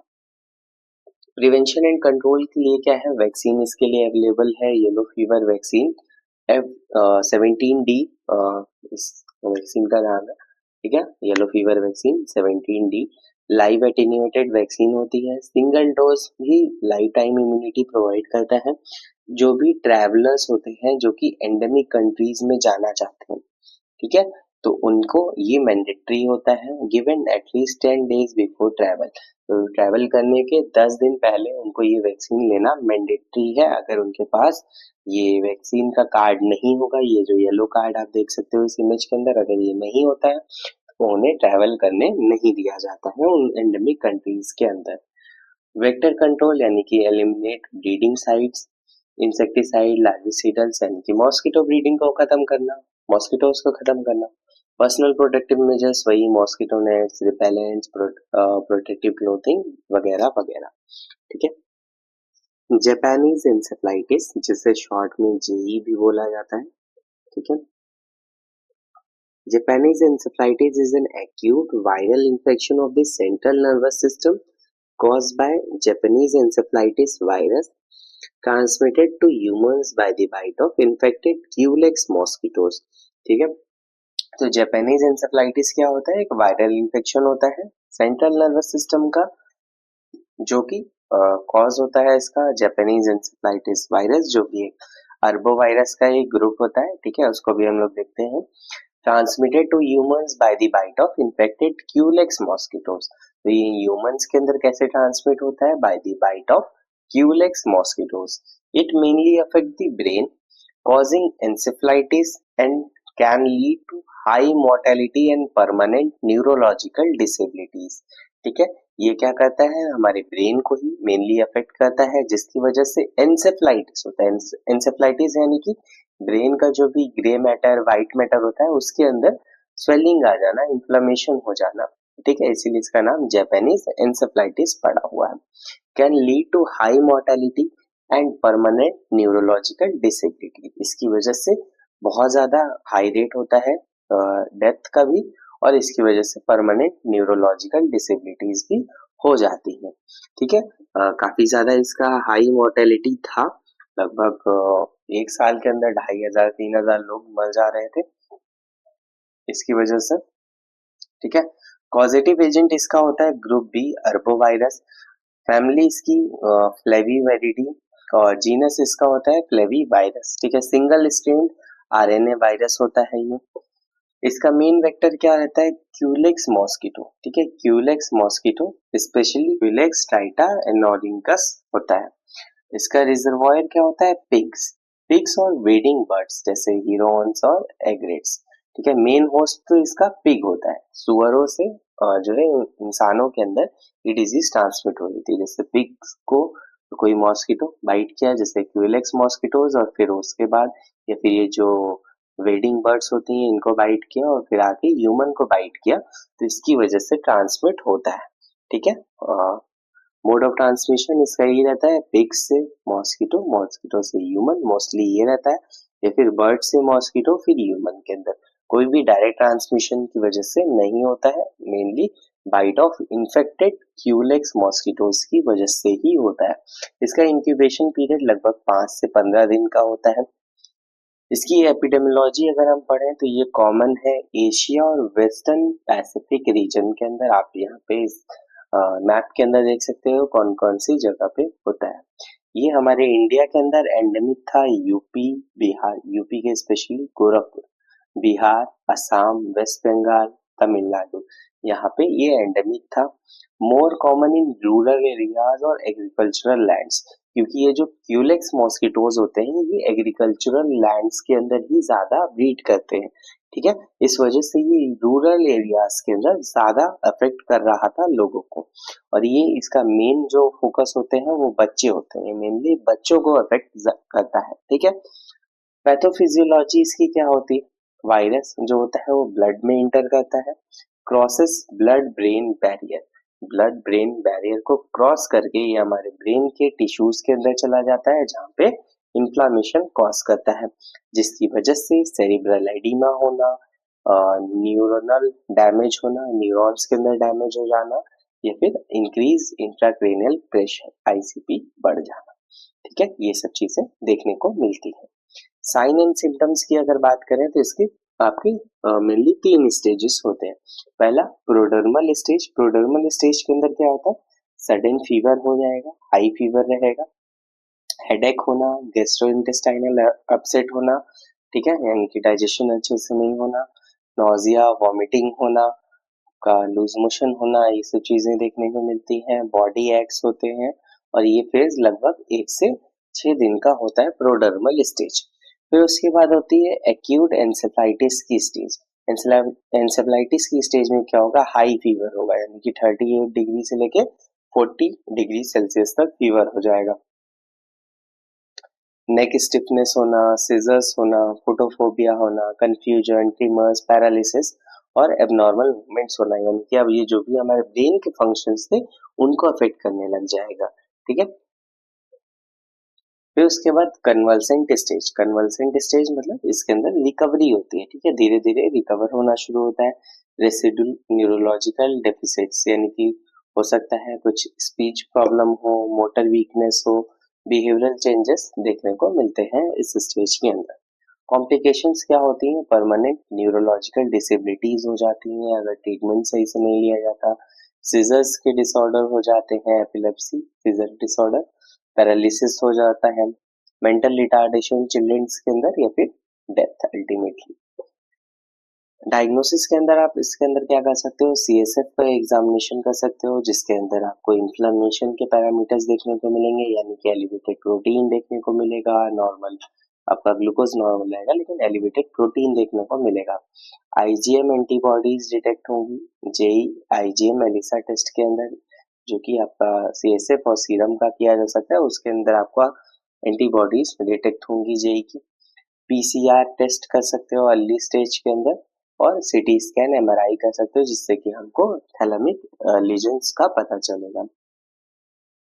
ट्रीटमेंट में इसके ट्रीटमेंट के लिए कोई भी स्पेसिफिक एंटीवायरल ट्रीटमेंट नहीं होता है, मेनली सपोर्टिव मैनेजमेंट से ही इसको ट्रीट किया जाता है, लाइक हॉस्पिटलाइजेशन, कंट्रोल करना फीवर को, एंटी कन्वर्जेंट्स प्रोवाइड करना सीजर्स के लिए, मैनिटॉल प्रोवाइड करना। मैनिटॉल एक तरह की, आप ये याद रखना, ये भी एग्जाम में काफी पूछता है, मैनिटॉल ये क्या होती है, ऑस्मोटिक डाइयूरेटिक होती है। ऑस्मोटिक डाइयूरेटिक यानी कि ये सीएसएफ को ड्रेन कराती है, ये सीएसएफ ड्रेन कराएगी। जैसे आपकी डाइयूरेटिक होती है फ्रूसेमाइड, वो आपके ब्लड से जो भी एक्सेसिव वाटर होता है उसको ड्रेन कराती है, यूरिन आउटपुट बढ़ा के। तो ये क्या करती है मैनिटॉल, ये ऑस्मोटिक डाइयूरेटिक होती है, ये सीएसएफ का ड्रेनेज कराती है थ्रू यूरिन आउटपुट इंक्रीजिंग। तो यहाँ से क्या होता है, यूरिन आउटपुट बढ़ जाता है, सीएसएफ ड्रेन होने लगता है, ठीक है। इसे ऑस्मोटिक डायूरेटिक बोलते हैं। मैनिटॉल ये क्या करती है, सेरिब्रल एडिमा, यानी कि फिर जो भी हमारा ब्रेन है उसके अंदर अगर मान लो एडिमा हो जाए, स्वेलिंग हो जाए, तो उस फ्लूइड को निकालेगी बाहर, ठीक है। ऑक्सीजन थेरेपी प्रोवाइड करना, आईवी फ्लूइड्स प्रोवाइड करना, और न्यूट्रिशनल सपोर्ट प्रोवाइड करना। बाकी प्रिवेंशन के लिए क्या होता है, जेई की एक वैक्सीन है प्रॉपर, जापानीज एंसेफलाइटिस वैक्सीन, जो कि आपको एमआर मीजल्स रूबेला के साथ में ही एट 9 मंथ्स दी जाती है, पहला डोज, फिर दूसरा डोज होता है इसका, ठीक है। ये लाइव एटीन्यूएटेड वैक्सीन है, ऐसे 14-14-2, ठीक है। गिवन इम्यूनाइजेशन इन एंडेमिक एरिया, जो भी एंडेमिक एरियाज है लाइक इंडिया के अंदर यहाँ पे प्रोवाइड की जाती है हमारी इम्यूनाइजेशन, नेशनल इम्यूनाइजेशन स्केड्यूल के अंदर मैंने आपको पढ़ा रखा है, इसके डोजेस के बारे में, ठीक है। वेक्टर कंट्रोल करने से प्रिवेंट किया जा सकता है, लाइक क्यूलेक्स मॉस्किटोज की जो ब्रीडिंग साइट्स हैं उनको कंट्रोल करना, इंसेक्टिसाइड्स को स्प्रे करना, लार्विवोरस फिश को डालना जो कि लार्वा को खा जाए फिश, ऐसी फिश को लगाना, मतलब डालना जहाँ भी पानी हो इकट्ठा हो तालाब वगैरह में। इन्वायरमेंटल मेजर्स यानी कि pig rearing away from human duelling, यानी कि जो भी पिग्स को जो पाल रहे हैं, यानी कि सुअरों का पालन जो है वो जो भी आपका ह्यूमंस की आबादी है उससे काफी दूर में पालना चाहिए। इम्प्रूव सैनिटेशन, सैनिटेशन अच्छा होना चाहिए। पर्सनल प्रोटेक्टिव मेजर्स के अंदर वही सब चीजें, मॉस्किटो नेट्स, रिपेलेंट्स और प्रोटेक्टिव क्लोथ्स का यूज करना चाहिए। Chikungunya. Chikungunya fever is an acute viral illness caused by the chikungunya virus transmitted to humans by the bite of infected Aedes mosquito. ये चिकनगुनिया फीवर के लिए बहुत प्यारी सी एकदम अच्छी डेफिनेशन है।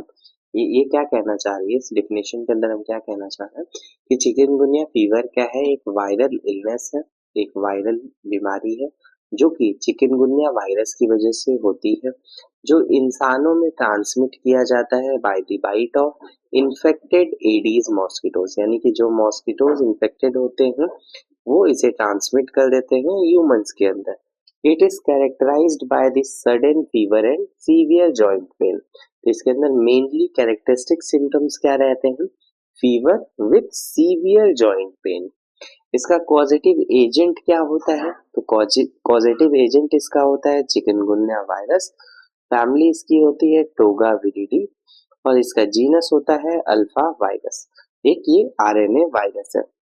वेक्टर क्या होता है इसका, मेनली ये वेक्टर मतलब कौन सा एनिमल इसे ट्रांसमिट करता है, तो मेनली मॉस्किटोज करते हैं। कौन से मॉस्किटोज, तो एडीज मॉस्किटोज करते हैं, एडीज एजिप्टी और एल्बोपिक्टस। एडीज की भी दो सब स्पीशीज होती है, एजिप्टी और एल्बोपिक्टस, तो ये दोनों इसे ट्रांसमिट करते हैं ह्यूमंस के अंदर by the bite of. Okay, तो ये मॉस्किटो कब बाइट करते हैं, ये मेनली दिन में बाइट करते हैं, डे टाइम के अंदर ये मॉस्किटोज बाइट करते हैं। Breed in clean stagnant water, तो ये मॉस्किटोज कहाँ ब्रीड करते हैं, साफ और रुके हुए पानी के अंदर, ठीक है।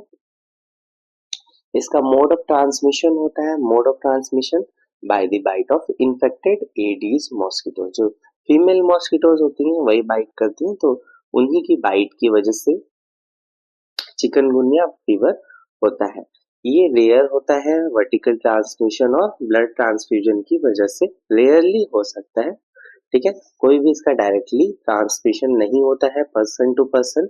इंक्यूबेशन पीरियड इसका लगभग होता है सात दिन का, मतलब 4 से 7 दिन का इंक्यूबेशन पीरियड होता है। पैथोफिजियोलॉजी की अगर हम बात करें कि कैसे वायरस इंटर करेगा और कैसे साइंस आना शुरू होंगे, तो वायरस इंटर करता है बॉडी के अंदर by the bite, okay, mosquito bite. फिर वायरस मल्टीप्लाई होता है ब्लड के अंदर। Immune responses cause fever and inflammation in joints and muscle. तो अब ये वायरस हमारे ब्लड के अंदर मल्टीप्लाई होने लगता है, तो जो हमारा इम्यून रिस्पॉन्स होता है, यानी कि जो हमारी इम्यूनिटी बॉडी की रिस्पॉन्स करती है, उसकी वजह से फीवर, इन्फ्लामेशन होना, जॉइंट और पेन में ये चीजें होती हैं, जॉइंट्स और मसल्स के अंदर, ठीक है। जॉइंट इन्फ्लामेशन में परसिस्ट फॉर मंथ्स और ईयर, तो ये जॉइंट्स में जो इन्फ्लामेशन होता है वो कुछ महीने या साल तक रहता है। इसके साइन एंड सिम्टम्स मेनली क्या देखने को मिलते हैं, तो एक्यूट फेज के अंदर क्या होता है, सडन हाई फीवर यानी कि more than 39 degree Celsius, severe joint pen, severe joint pen को हम क्या बोलते हैं, पॉलीएथ्रेल्जिया, यानी कि कई सारे जॉइंट्स में एक साथ पेन होना, उसे पॉलीएथ्रेल्जिया बोलेंगे। जॉइंट स्वेलिंग और स्टिफनेस, ठीक है। मसल पेन, माइल्जिया बोलते हैं इसको। हेडेक, बैक एक, back pain, fatigue, nausea, vomiting.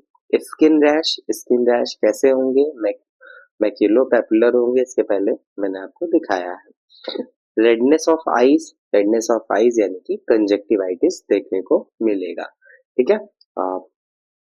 अच्छा, आप मुझे एक बात बताना कि जैसे कि मैं यहाँ पे हर जगह पे देता हूँ कि हाँ फीवर है 39 डिग्री सेल्सियस से ज्यादा, तो आप इसको फ़ारेनहाइट में कैसे कन्वर्ट कर सकते हो?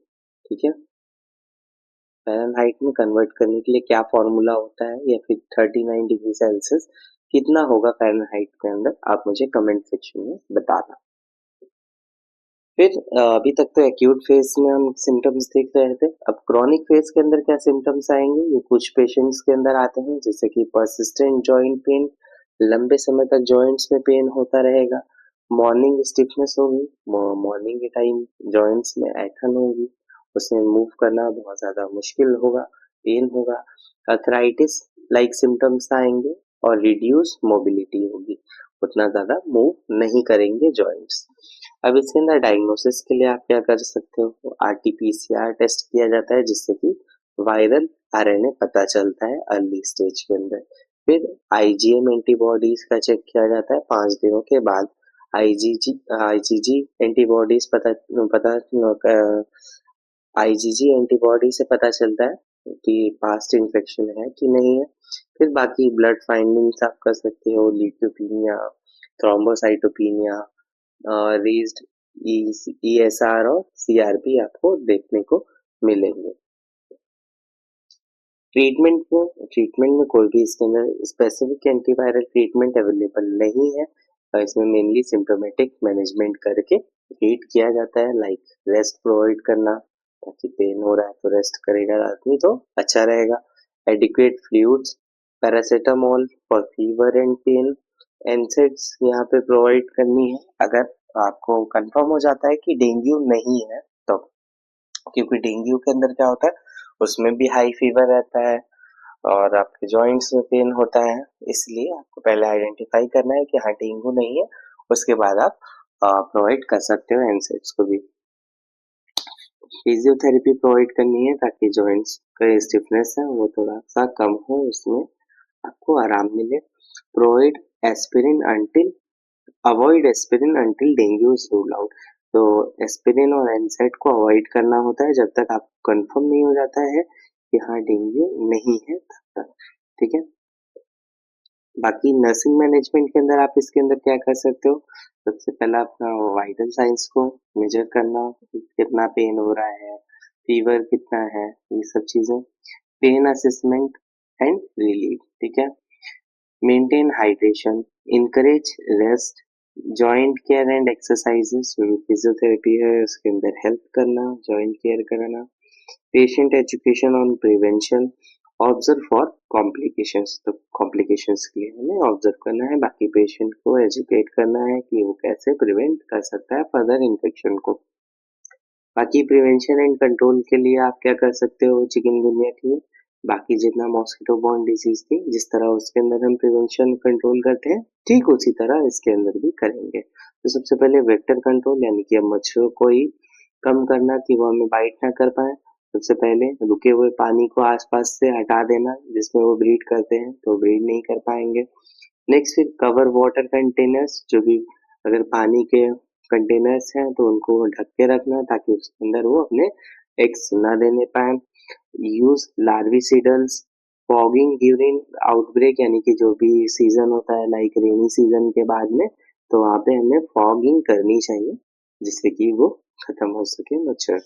बाकी पर्सनल प्रोटेक्शन आपको रखना है, मॉस्किटो नेट्स लगा के सोना है, रिपेलेंट्स का यूज करना है, फुल स्लीव क्लोथ्स पहनने हैं, विंडोज में स्क्रीन्स लगानी है, यानी कि वो जो नेट्स होते हैं विंडोज में वो लगा के रखना है।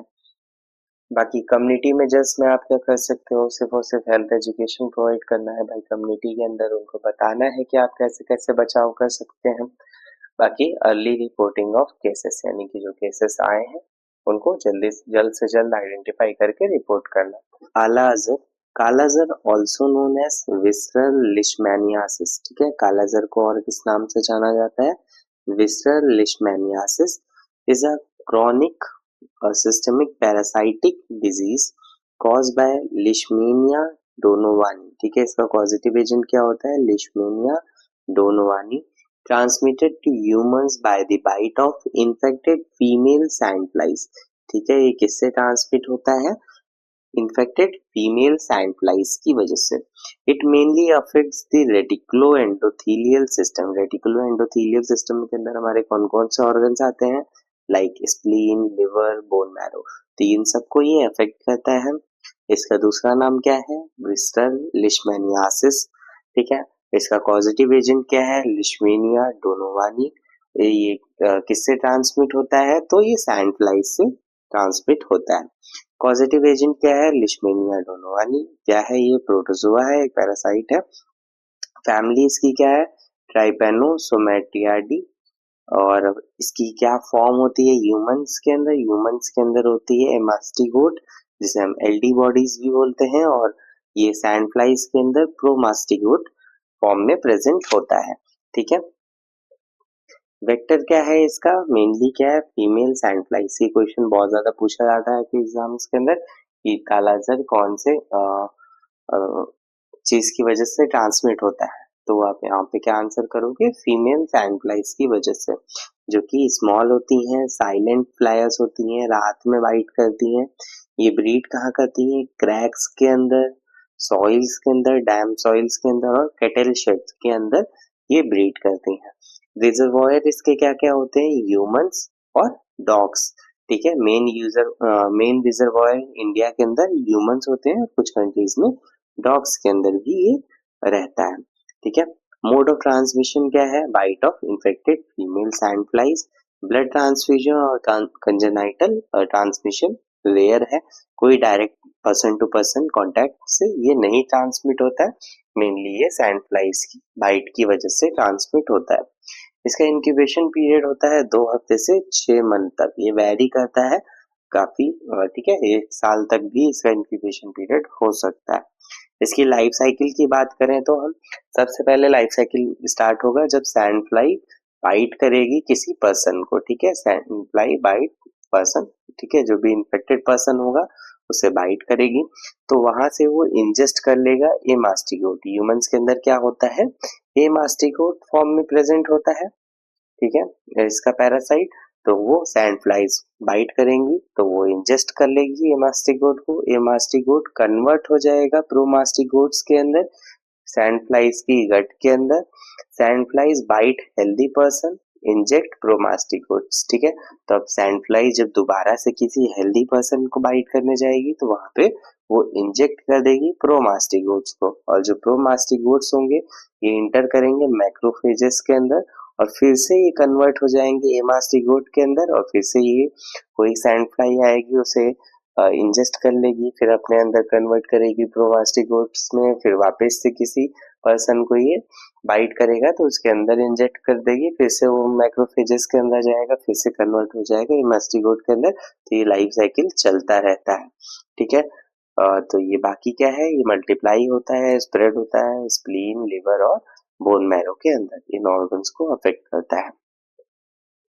पैथोफिजियोलॉजी की अगर हम बात करें तो पैरासाइट मल्टीप्लाइज इन दी मैक्रोफेजेस। तो ये जो पैरासाइट होता है ये मैक्रोफेजेस के अंदर जाने के बाद मल्टीप्लाई होता है और ये फिर डिस्ट्रक्ट कर देता है, हमारे जो रेटिकुलो एंडोथेलियल सेल्स होती हैं उनको डिस्ट्रक्ट करता है, उनका डिस्ट्रक्शन करता है, जिसकी वजह से क्या क्या देखने को मिलता है? स्प्लीनोमेगैली होता है, स्प्लीन का इनलार्जमेंट हो जाता है। हेपेटोमेगैली होता है, लिवर का इनलार्जमेंट होता है। बोन मैरो सप्रेशन हो जाता है। पैनसाइटोपिनिया होता है, यानी कि सारी ब्लड सेल्स कम हो जाती हैं। रिड्यूस्ड इम्यूनिटी, इम्यूनिटी कमजोर हो जाती है। जनरल साइन एंड सिम्टम्स में क्या क्या देखने को मिलता है? Prolonged irregular fever, weight loss, weakness, fatigue, loss of appetite, ये सब चीजें देखने को मिलती हैं। फिर अब इसके अंदर मेनली मेजर क्लिनिकल फीचर्स क्या क्या आते हैं? तो स्प्लीनोमेगैली और हेपेटोमेगैली, एनीमिया, ल्यूकोपीनिया, थ्रोम्बोसाइटोपिनिया, ठीक है, सारे ही ब्लड सेल्स कम हो गए। डार्कनिंग ऑफ स्किन होती है, इसलिए इस डिजीज का नाम काला अजर है, ठीक है। काला अजर यानी कि काला मतलब ब्लैक, अजर मतलब फीवर। इसमें क्या होता है? स्किन में डार्कनेस हो जाता है और फीवर रहता है, इसलिए इसको काला अजर बोलते हैं। बाकी इसके अंदर डायग्नोसिस क्या कर सकते हैं? पैरासाइटोलॉजी करते हैं जो गोल्ड स्टैंडर्ड रहता है। एलडी बॉडीज देखी जाती हैं बोन बोन मैरो एस्पिरेशन में, स्प्लेनिक एक्सपिरेट में, लिम्फ नोड एस्पिरेट के अंदर एलडी बॉडीज देखने को मिलती है, यानी कि जो इसका पैरासाइट था वो देखने को मिलता है। बाकी सीरोलॉजिकल टेस्ट के अंदर RK39 एंटीजन का टेस्ट किया जाता है, जो कि एक रैपिड टेस्ट होता है। एलिसा टेस्ट करते हैं, डायरेक्ट एग्लूटिनेशन टेस्ट करते हैं, DAT। ब्लड फाइंडिंग्स के अंदर हमें पैनसाइटोपिनिया, रेज्ड ESR और हाइपोएल्बुमिनिया देखने को मिलता है। एल्बुमिनिया देखने को मिलता है, यानी कि जो एल्बुमिन है उसका लेवल कम हो जाता है ब्लड के अंदर। नेक्स्ट फिर अब इसका मेडिकल मैनेजमेंट हम देखते हैं। तो मेडिकल मैनेजमेंट क्या है इसका? कालाजार क्यूरेबल है, ठीक है। तो इसके अंदर ड्रग्स कौन कौन सी प्रोवाइड की जाती हैं? लिपोसोमल एम्फोटेरिसिन बी, ठीक है, ये ड्रग ऑफ चॉइस रहती है। एम्फोटेरिसिन बी डीऑक्सीकोलेट, ये ड्रग प्रोवाइड की जाती है। मिल्टेफॉक्सिन, ये ओरल ड्रग होती है, ये प्रोवाइड किया जाता है। पैरोमोमाइसिन, ये ड्रग प्रोवाइड करते हैं। और सोडियम स्टीब्यूग्लूकोनेट, ठीक है, ये सारी ड्रग्स प्रोवाइड की जाती हैं इसके अंदर। नर्सिंग मैनेजमेंट के अंदर हम क्या क्या कर सकते हैं? तो अपना जो भी वाइटल साइंस होता है, टेम्परेचर होता है, इसकी मॉनिटरिंग, मेंटेन करना, न्यूट्रिशन और हाइड्रेशन को ऑब्जर्व करना, ड्रग्स के साइड इफेक्ट्स के लिए मैनेज करना, एनीमिया को अगर ब्लड ट्रांसफ्यूजन की जरूरत होती है तो ब्लड ट्रांसफ्यूजन करवाना, प्रिवेंट करना सेकेंडरी इन्फेक्शंस को, हेल्थ एजुकेशन प्रोवाइड करना, और जो भी मतलब मेडिकेशन है वो प्रोवाइड करना। तो एडमिनिस्टर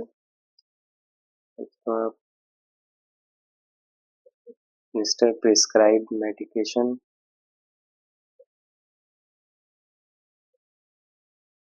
ये सारी चीजें आपको परफॉर्म करनी होती है। नेक्स्ट फिर प्रिवेंशन एंड कंट्रोल के अंदर आपको फिर से वही सारी चीजें हैं इसके अंदर। वेक्टर कंट्रोल करना, यानी कि जो भी मॉस्किटोज हैं उनको कंट्रोल करना, तो बाकी चीजें मैंने बता दी है। यहाँ पे क्या होता है, ये जो सैंड फ्लाइज होती हैं क्रैक्स और क्लीवेसेस में ज्यादा प्रेजेंट होती हैं, तो उनको फिल कर देना ताकि ये ग्रो ना करने पाए, वहां पे ब्रीड ना करने पाए। बाकी इन्वायरमेंटल सैनिटेशन की वजह से इंसेक्टिसाइड, हीट नेट्स का यूज करके और इंडोर स्प्रेइंग करनी चाहिए। प्रोटेक्टिव पर्सनल प्रोटेक्शन के लिए आप बेड नेट्स का यूज कर सकते हो, जो मॉस्किटो नेट्स होते हैं, और रिपेलेंट्स का यूज कर सकते हो। प्रोटेक्टिव क्लोथिंग्स का यूज कर सकते हो, यानी कि फुल स्लीव क्लोथ्स पहनना, ये सब चीजें आप कर सकते हो। नेशनल प्रोग्राम है कुछ कालाजार के लिए, तो नेशनल कालाजार एलिमिनेशन प्रोग्राम, ठीक है। इसका टारगेट क्या है? एलिमिनेट करना as a public health problem. इस जो कालाजार डिजीज है उसका प्रॉपरली एलिमिनेशन करना, क्योंकि ये पब्लिक हेल्थ प्रॉब्लम है। नेक्स्ट डिजीजेस हैं house flies borne diseases. House flies borne diseases क्या क्या डिजीजेस होती हैं? जैसे जो मक्खियां होती हैं उनकी वजह से जो भी डिजीजेस ट्रांसमिट होती हैं, ये एज अ ये बाइट तो नहीं करती हैं हमें, लेकिन ये as a mechanical vector act करती हैं। मैकेनिकल वेक्टर से यहाँ क्या मतलब है कि जैसे कोई भी इन्फेक्टेड चीज है, अब उसके ऊपर ये जाके बैठती हैं, तो इनके पैरों में, इनके जो ये इनका डंक होता है उसके अंदर ये चीजें, ये बैक्टीरिया लग जाते हैं। फिर उसके बाद जब भी ये आके हमारे पानी पे बैठती हैं तो उससे हमें इन्फेक्शन ट्रांसमिट हो जाता है। हमारे खाने पे बैठती हैं तो उससे इन्फेक्शन ट्रांसमिट होता है। या फिर ये जाके जो गार्बेज होता है उस पे बैठती हैं, फिर हम तक ये आता है, या फिर काउज के थ्रू ऐसे करके ये ट्रांसमिट होता है पूरा, ठीक है। तो इसका ट्रांसमिशन ये ऐसे करती हैं, carry disease causing organism on it's leg, wings, body hairs, mouth parts, ठीक है। यानी कि ये हाउस फ्लाइज क्या करती हैं, ये एक्ट करती हैं एज अ मैकेनिकल वेक्टर। ये जो भी पैथोजेंस होते हैं, डिजीज कॉजिंग ऑर्गेनिजम्स होते हैं, उनको अपने पैरों पे, अपने पंखों पे, अपने हेयर्स पे, या फिर जो इनके माउथ के पार्ट होते हैं उन पे उसे कैरी करके एक जगह से दूसरी जगह पहुंचा देती हैं, जिसकी वजह से डिजीज ट्रांसमिशन होता है। इसमें मेनली आपकी जो इंटेस्टाइनल डिजीजेस हैं वो ज्यादा आती हैं। तो वो देख लेते हैं हम कौन कौन सी डिजीज ट्रांसमिट करती हैं हाउस फ्लाइज। सबसे पहला तो intestinal diseases like typhoid, cholera, dysentery, diarrhoea, food poisoning वगैरह, ये सब चीजें हमने पढ़ लिया है। फिर उसके बाद पैरासाइटिक डिजीजेस होती हैं, स्कैरियासिस, हुकवॉर्म इन्फेक्शन, ट्राइकोरियासिस, आई इन्फेक्शन और स्किन इन्फेक्शन उससे भी ट्रांसमिट करती है, like trachoma, conjunctivitis, skin infections को तो ये सारी डिजीजेस को ये ट्रांसमिट करती हैं एक जगह से दूसरी जगह पे। मोड ऑफ ट्रांसमिशन क्या रहता है इसका? Contamination of food, water, milk, utensils. तो ये जो भी चीजें होती हैं लाइक हमारे फूड पे आके बैठ जाएंगी तो फूड कंटामिनेटेड हो जाएगा, वाटर पे आके बैठ जाएंगी तो वाटर में कंटामिनेशन हो जाएगा, मिल्क पे आके बैठेंगी तो मिल्क के अंदर कंटामिनेशन होगा, या फिर हमारे मान लो कोई भी यूटेंसिल्स हैं उनके ऊपर आके बैठेंगी तो वो कंटामिनेट हो जाएंगे। Transfer of pathogen from human species, garbage, open drainage, decaying matter, यहाँ से ये पैथोजेंस को लेके आती है ह्यूमन फीसेस से, गार्बेज से जो भी कचड़े होते हैं उससे, या ओपन ड्रेन्स होते हैं जो खुले नाले होते हैं वहां से ये पैथोजेंस उठा के लाके ट्रांसफर कर देती हैं। डिकेइंग मैटर जो होता है, जो डेड बॉडीज होती हैं उनसे ये लेके आते हैं जो भी पैथोजेंस होता है और हमारे खाने पानी या किसी भी चीज पे आके रख देते हैं। फिर उसके बाद अब इसको हम प्रिवेंट कैसे कर सकते हैं और कंट्रोल कैसे कर सकते हैं? सबसे पहले तो इन्वायरमेंटल सैनिटेशन। आपको जो भी प्रॉपर डिस्पोजल होता है ह्यूमन एक्सक्रीटा का, यानी कि टॉयलेट्स का यूज करना, सैनिटरी लैट्रिन्स का यूज करना, उसके थ्रू आपका ह्यूमन एक्सक्रीटा प्रॉपरली डिस्पोज होगा। फिर उसके बाद रेगुलर गार्बेज कलेक्शन, इनकी जो आजकल तो बहुत अच्छा हो गया है, रेगुलरली एक आता है बंदा वो आपके घर से लेके जाता है गार्बेज, जिससे कि ज्यादा गार्बेज सड़ने नहीं पाता, सड़ता नहीं है तो उससे पैथोजेंस ज्यादा नहीं बनने पाते हैं। तो रेगुलरली गार्बेज को डिस्पोज करना, कवरिंग रीयूज रिफ्यूज बिन्स, यानी कि जो भी डस्टबिन्स होती हैं उनको कवर करके रखना, और जो ओपन ड्रेन्स होते हैं, नालियां होती हैं, उन्हें क्लीन करना या फिर ढक के रखना। फ्लाई कंट्रोल मेजर्स, अब फ्लाइज को कैसे कंट्रोल किया जा सकता है? तो उसके अंदर कुछ मैकेनिकल कंट्रोल मेजर्स होते हैं, जैसे कि fly screen on door and Windows, जो भी हमारे घर के खिड़की दरवाजे होंगे वहां पे एक नेट आता है आयरन का, उसे लगा देना जिससे कि ना मॉस्किटो अंदर आ पाएगा ना ही फ्लाइज अंदर आने पाएंगी। फिर फ्लाई ट्रैप्स का यूज कर सकते हैं आप, स्टिकी फ्लाई पेपर्स का यूज कर सकते हैं कि फ्लाइज आएंगी बैठेंगी उस पर ही चिपक जाएंगी। इलेक्ट्रिक फ्लाई किलर्स, आपने देखा होगा बड़ी बड़ी शॉप्स के बाहर जो भी रेस्टोरेंट्स होते हैं उनके बाहर एक यूवी लाइट वाला इक्विपमेंट लगा होता है, जिसमें जैसे ही फ्लाइज आती हैं तो एक आवाज आती है और उनकी डेथ हो जाती है, ठीक है, उनको मार देता है वो। नेक्स्ट फिर आप क्या कर सकते हो? केमिकल कंट्रोल कर सकते हो, लाइक इंसेक्टिसाइड्स का स्प्रे करके, डीडीटी का स्प्रे करके, रेसिडुअल इंसेक्टिसाइड स्प्रेइंग, बाकी लार्विसिडल स्प्रे कर सकते हो जहाँ पे भी ब्रीडिंग साइट है इनकी वहां पे। बाकी आप अपना फूड हाइजीन मेंटेन करो, खाने को कवर करके रखो, अवॉइड करो जो रोड साइड फूड्स होते हैं, जो अनकवर्ड फूड्स होते हैं उनको मत खाओ। Proper cooking of foods, food को अच्छे से पकाओ जिससे कि उसके अंदर जो भी प्रेजेंट पैथोजेंस हैं वो किल हो जाए। Safe storage of milk and water, ठीक है, इनको प्रॉपरली स्टोर करके रखो। नेक्स्ट फिर अब पर्सनल हाइजीन वाली कुछ चीजें हैं कि आप अपने हैंड वॉश करो खाना खाने से पहले, या फिर टॉयलेट यूज के बाद अच्छे से हैंड वॉश करो, सभी लोग करते होंगे। क्लीन नेल्स, अपने नेल्स को शॉर्ट रखो, क्लीन करो, use soap and safe water, ठीक है, तो इनका यूज करो। हेल्थ एजुकेशन दो कम्युनिटी में जाके कि फ्लाई ब्रीडिंग प्रोसेस को कम करें, इम्पोर्टेंस ऑफ क्लीननेस, उनको साफ सफाई के बारे में बताएं, सेफ फूड हैंडलिंग बताएं उनको कि खाने को कैसे सेफली रख सकते हैं। कम्युनिटी पार्टिसिपेशन, यानी कि जो क्लीन अप ड्राइव्स होती हैं, यानी कि साफ सफाई करना अपने जो भी नदी है या फिर जो भी इनका पब्लिक एरिया है पार्क्स में, वहाँ पे क्लीनिंग में साथ में सब स्वच्छ भारत अभियान चल रहा है उसके तहत भी लोग एक्टिव हैं बहुत ज्यादा आजकल, तो सफाई करते हैं लोग पूरा ग्रुप मिलके। इन्वॉल्वमेंट ऑफ लोकल बॉडीज, जो भी लोकल बॉडीज हैं उनको इन्वॉल्व करके प्रॉपरली क्लीनिंग करनी चाहिए। Plague, plague is an acute, highly infectious zoonotic disease caused by bacterium Yersinia pestis, mainly transmitted to humans through the bite of infected rat flies। ठीक है, rat fleas भी आप बोल सकते हो, जैसे रैट्स में जो जू होती है उसकी वजह से ये ह्यूमंस के अंदर ट्रांसमिट होती है। तो प्लेग क्या है? एक हाईली इन्फेक्शियस जूनोटिक डिजीज है, ठीक है। ये आपकी मॉस्किटो बॉर्न डिजीज नहीं है, ये जूनोटिक डिजीज है, जो कि इसका पॉजिटिव एजेंट होता है बैक्टीरियम यर्सीनिया पेस्टिस, जो कि ह्यूमंस के अंदर ट्रांसमिट होता है by the bites of infected rat fleas, ठीक है। जो रैट्स के अंदर जू होती है उसकी वजह से।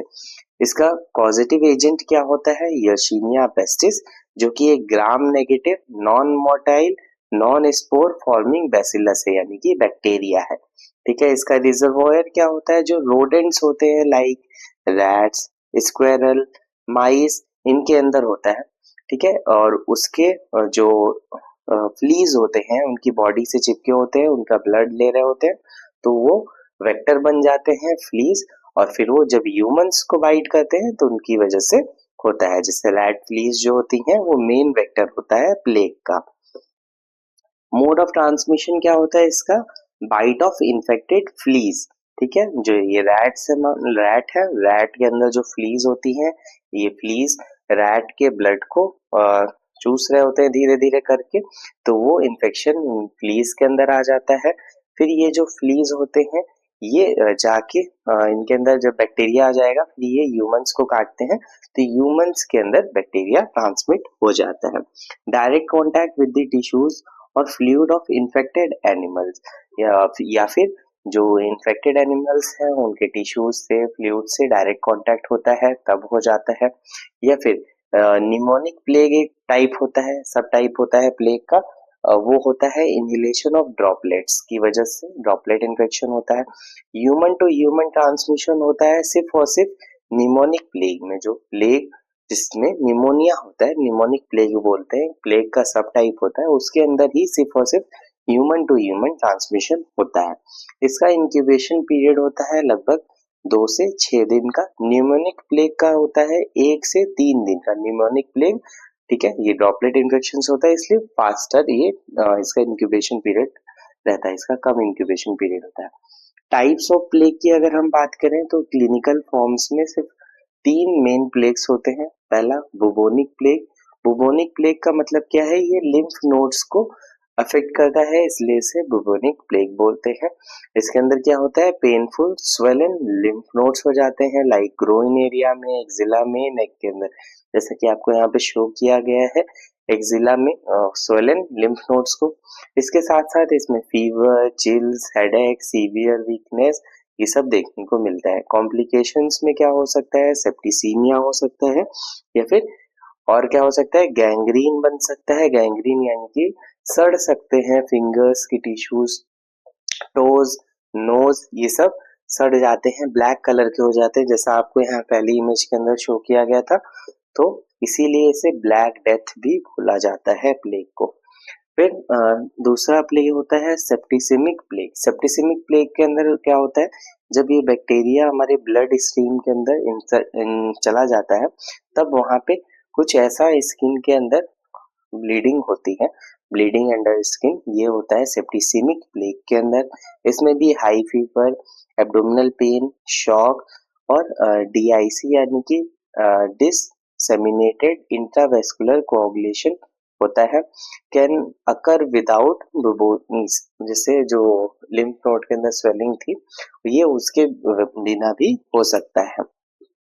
नेक्स्ट फिर होता है निमोनिक प्लेग। निमोनिक प्लेग क्या होता है, इसके मोड ऑफ ट्रांसमिशन मतलब इसके होने के कारण दो ही हो सकते हैं, या तो प्राइमरी हो या फिर सेकेंडरी हो। प्राइमरी के अंदर डायरेक्टली इनहेलेशन हो जाए ड्रॉपलेट्स का, या फिर स्प्रेड फ्रॉम अदर फॉर्म्स, ठीक है। सेकेंडरी के अंदर यानी कि दूसरे फॉर्म्स की वजह से स्प्रेड हो जाए। इसके फीचर्स क्या रहते हैं, इसमें फीवर देखने को मिलेगा, cough with blood stain sputum यानी कि स्पूटम में ब्लड आना, haemoptysis, fever, chest pain, breathlessness, highly contagious and fatal if untreated, ठीक है। ये काफी ज्यादा तेजी से फैलता है दूसरे लोगों के अंदर, और ये फेटल हो सकता है यानी कि मौत का कारण बन सकता है अगर ये इसका ट्रीटमेंट सही से न लिया जाए तो। अब इसके डायग्नोसिस के अंदर क्या क्या किया जाता है, तो सबसे पहले माइक्रोस्कोपी की जाती है, बाइपोलर स्टेनिंग फ्रॉम बुबो एस्पिरेट्स और ब्लड और स्पूटम, ठीक है। इनके एस्पिरेटन्स इनके जो है इनको एस्पिरेट करके ब्लड और स्पूटम लेके उनका माइक्रोस्कोपिक स्टडी की जाती है, कल्चर किया जाता है ब्लड और लिम्फ नोड्स का एस्पिरेट करके, सीरोलॉजिकल टेस्ट परफॉर्म किया जाता है और पीसीआर किया जाता है एडवांस सेंटर के अंदर।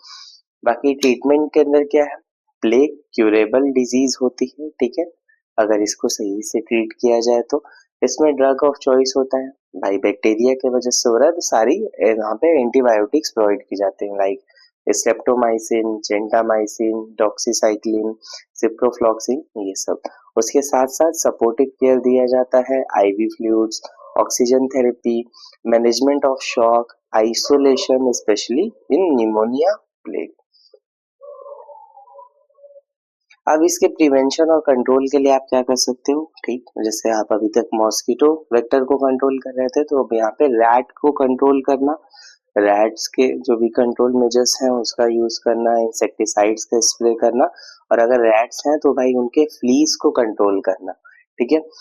और environmental sanitation, proper waste disposal, clear surroundings, isolation. Pneumonic plague के अंदर क्या होता है, पेशेंट को आइसोलेट करके रखना होता है, पीपी का यूज करना, ये सब चीजों से आप प्रिवेंट कर सकते हो प्लेग को।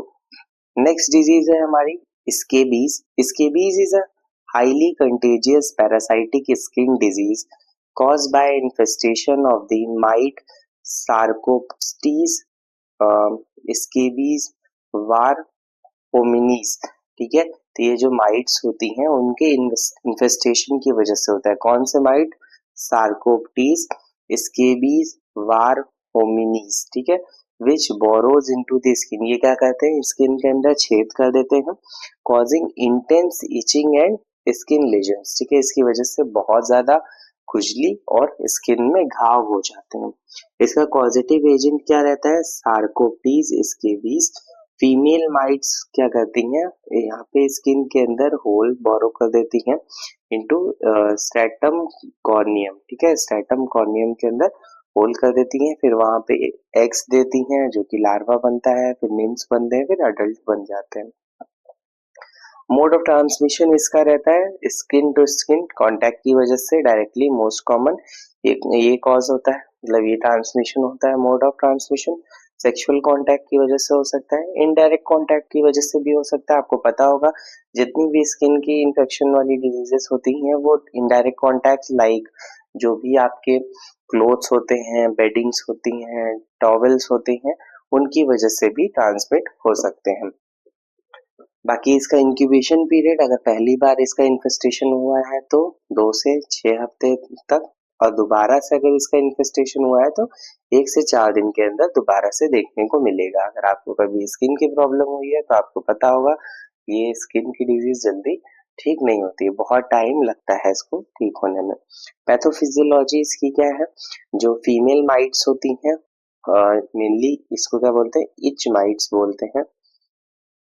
इसके बीज की जो आपका वेक्टर होता है इच माइट्स बोलते हैं, बाकी आप पूरा नाम यहाँ से देख सकते हो। जो सार्कोप्टीज, स्केबीज, होमिनीज, ये सब होती हैं, ये इसका पॉजिटिव एजेंट होता है। मेनली माइट्स जो फीमेल माइट्स होती हैं, इच माइट्स इनको बोला जाता है, इनकी वजह से होता है। ये इच माइट्स होती हैं स्किन के अंदर बोरो कर देती हैं, यानी कि होल कर देती हैं, फिर वहां पे एग्स देते हैं, फिर वहां से सिक्रीट होता है, फिर एंटीजन बॉडी के अंदर, कॉज हाइपर सेंसिटिविटी रिएक्शन, इसकी वजह से हाइपर सेंसिटिविटी रिएक्शन होता है, leading to intense itching specially at night.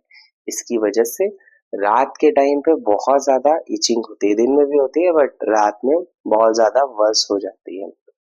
इसके साइन एंड सिम्टम्स क्या क्या देखने को मिलते हैं, सबसे ज्यादा इचिंग होती है, सीवियर इचिंग, रात में बहुत ज्यादा बुरी तरह से इचिंग होती है, due to allergic reactions to mite and its faeces, ठीक है। तो इसकी जो एलर्जिक रिएक्शन है, हमारी बॉडी के अंदर जब माइट्स अपने फीसेस देते हैं तो वहां पे एलर्जी हो जाती है, जिसके बाद ऐसे कुछ दाग, चकत्ते, जो भी बोल सकते हो आप, वो देखने को मिलते हैं।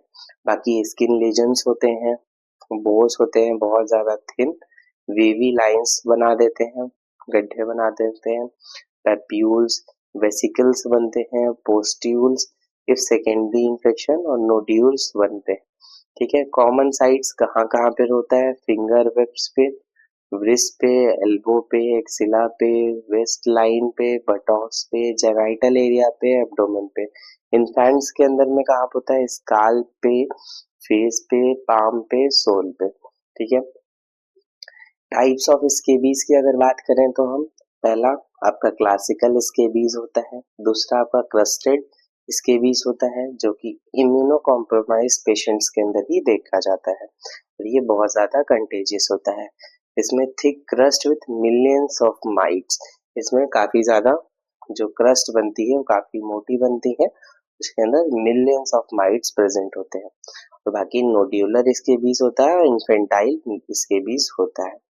इसके डायग्नोसिस के लिए आप क्या कर सकते हो, क्लिनिकल एग्जामिनेशन, वही physical examination, history of itching in family members, कि किसी से ट्रांसमिट तो नहीं हुआ है फैमिली मेंबर्स में, skin scraping, microscopic examination showing, तो स्किन को थोड़ा सा स्किन का टुकड़ा ले लिया जाता है, फिर माइक्रोस्कोप के अंदर अगर देखा जाता है तो वहाँ पे माइट्स, एग्स और फीकल पैलेट्स देखने को मिलते हैं। इंक टेस्ट या फिर डर्मोस्कोपी की जाती है।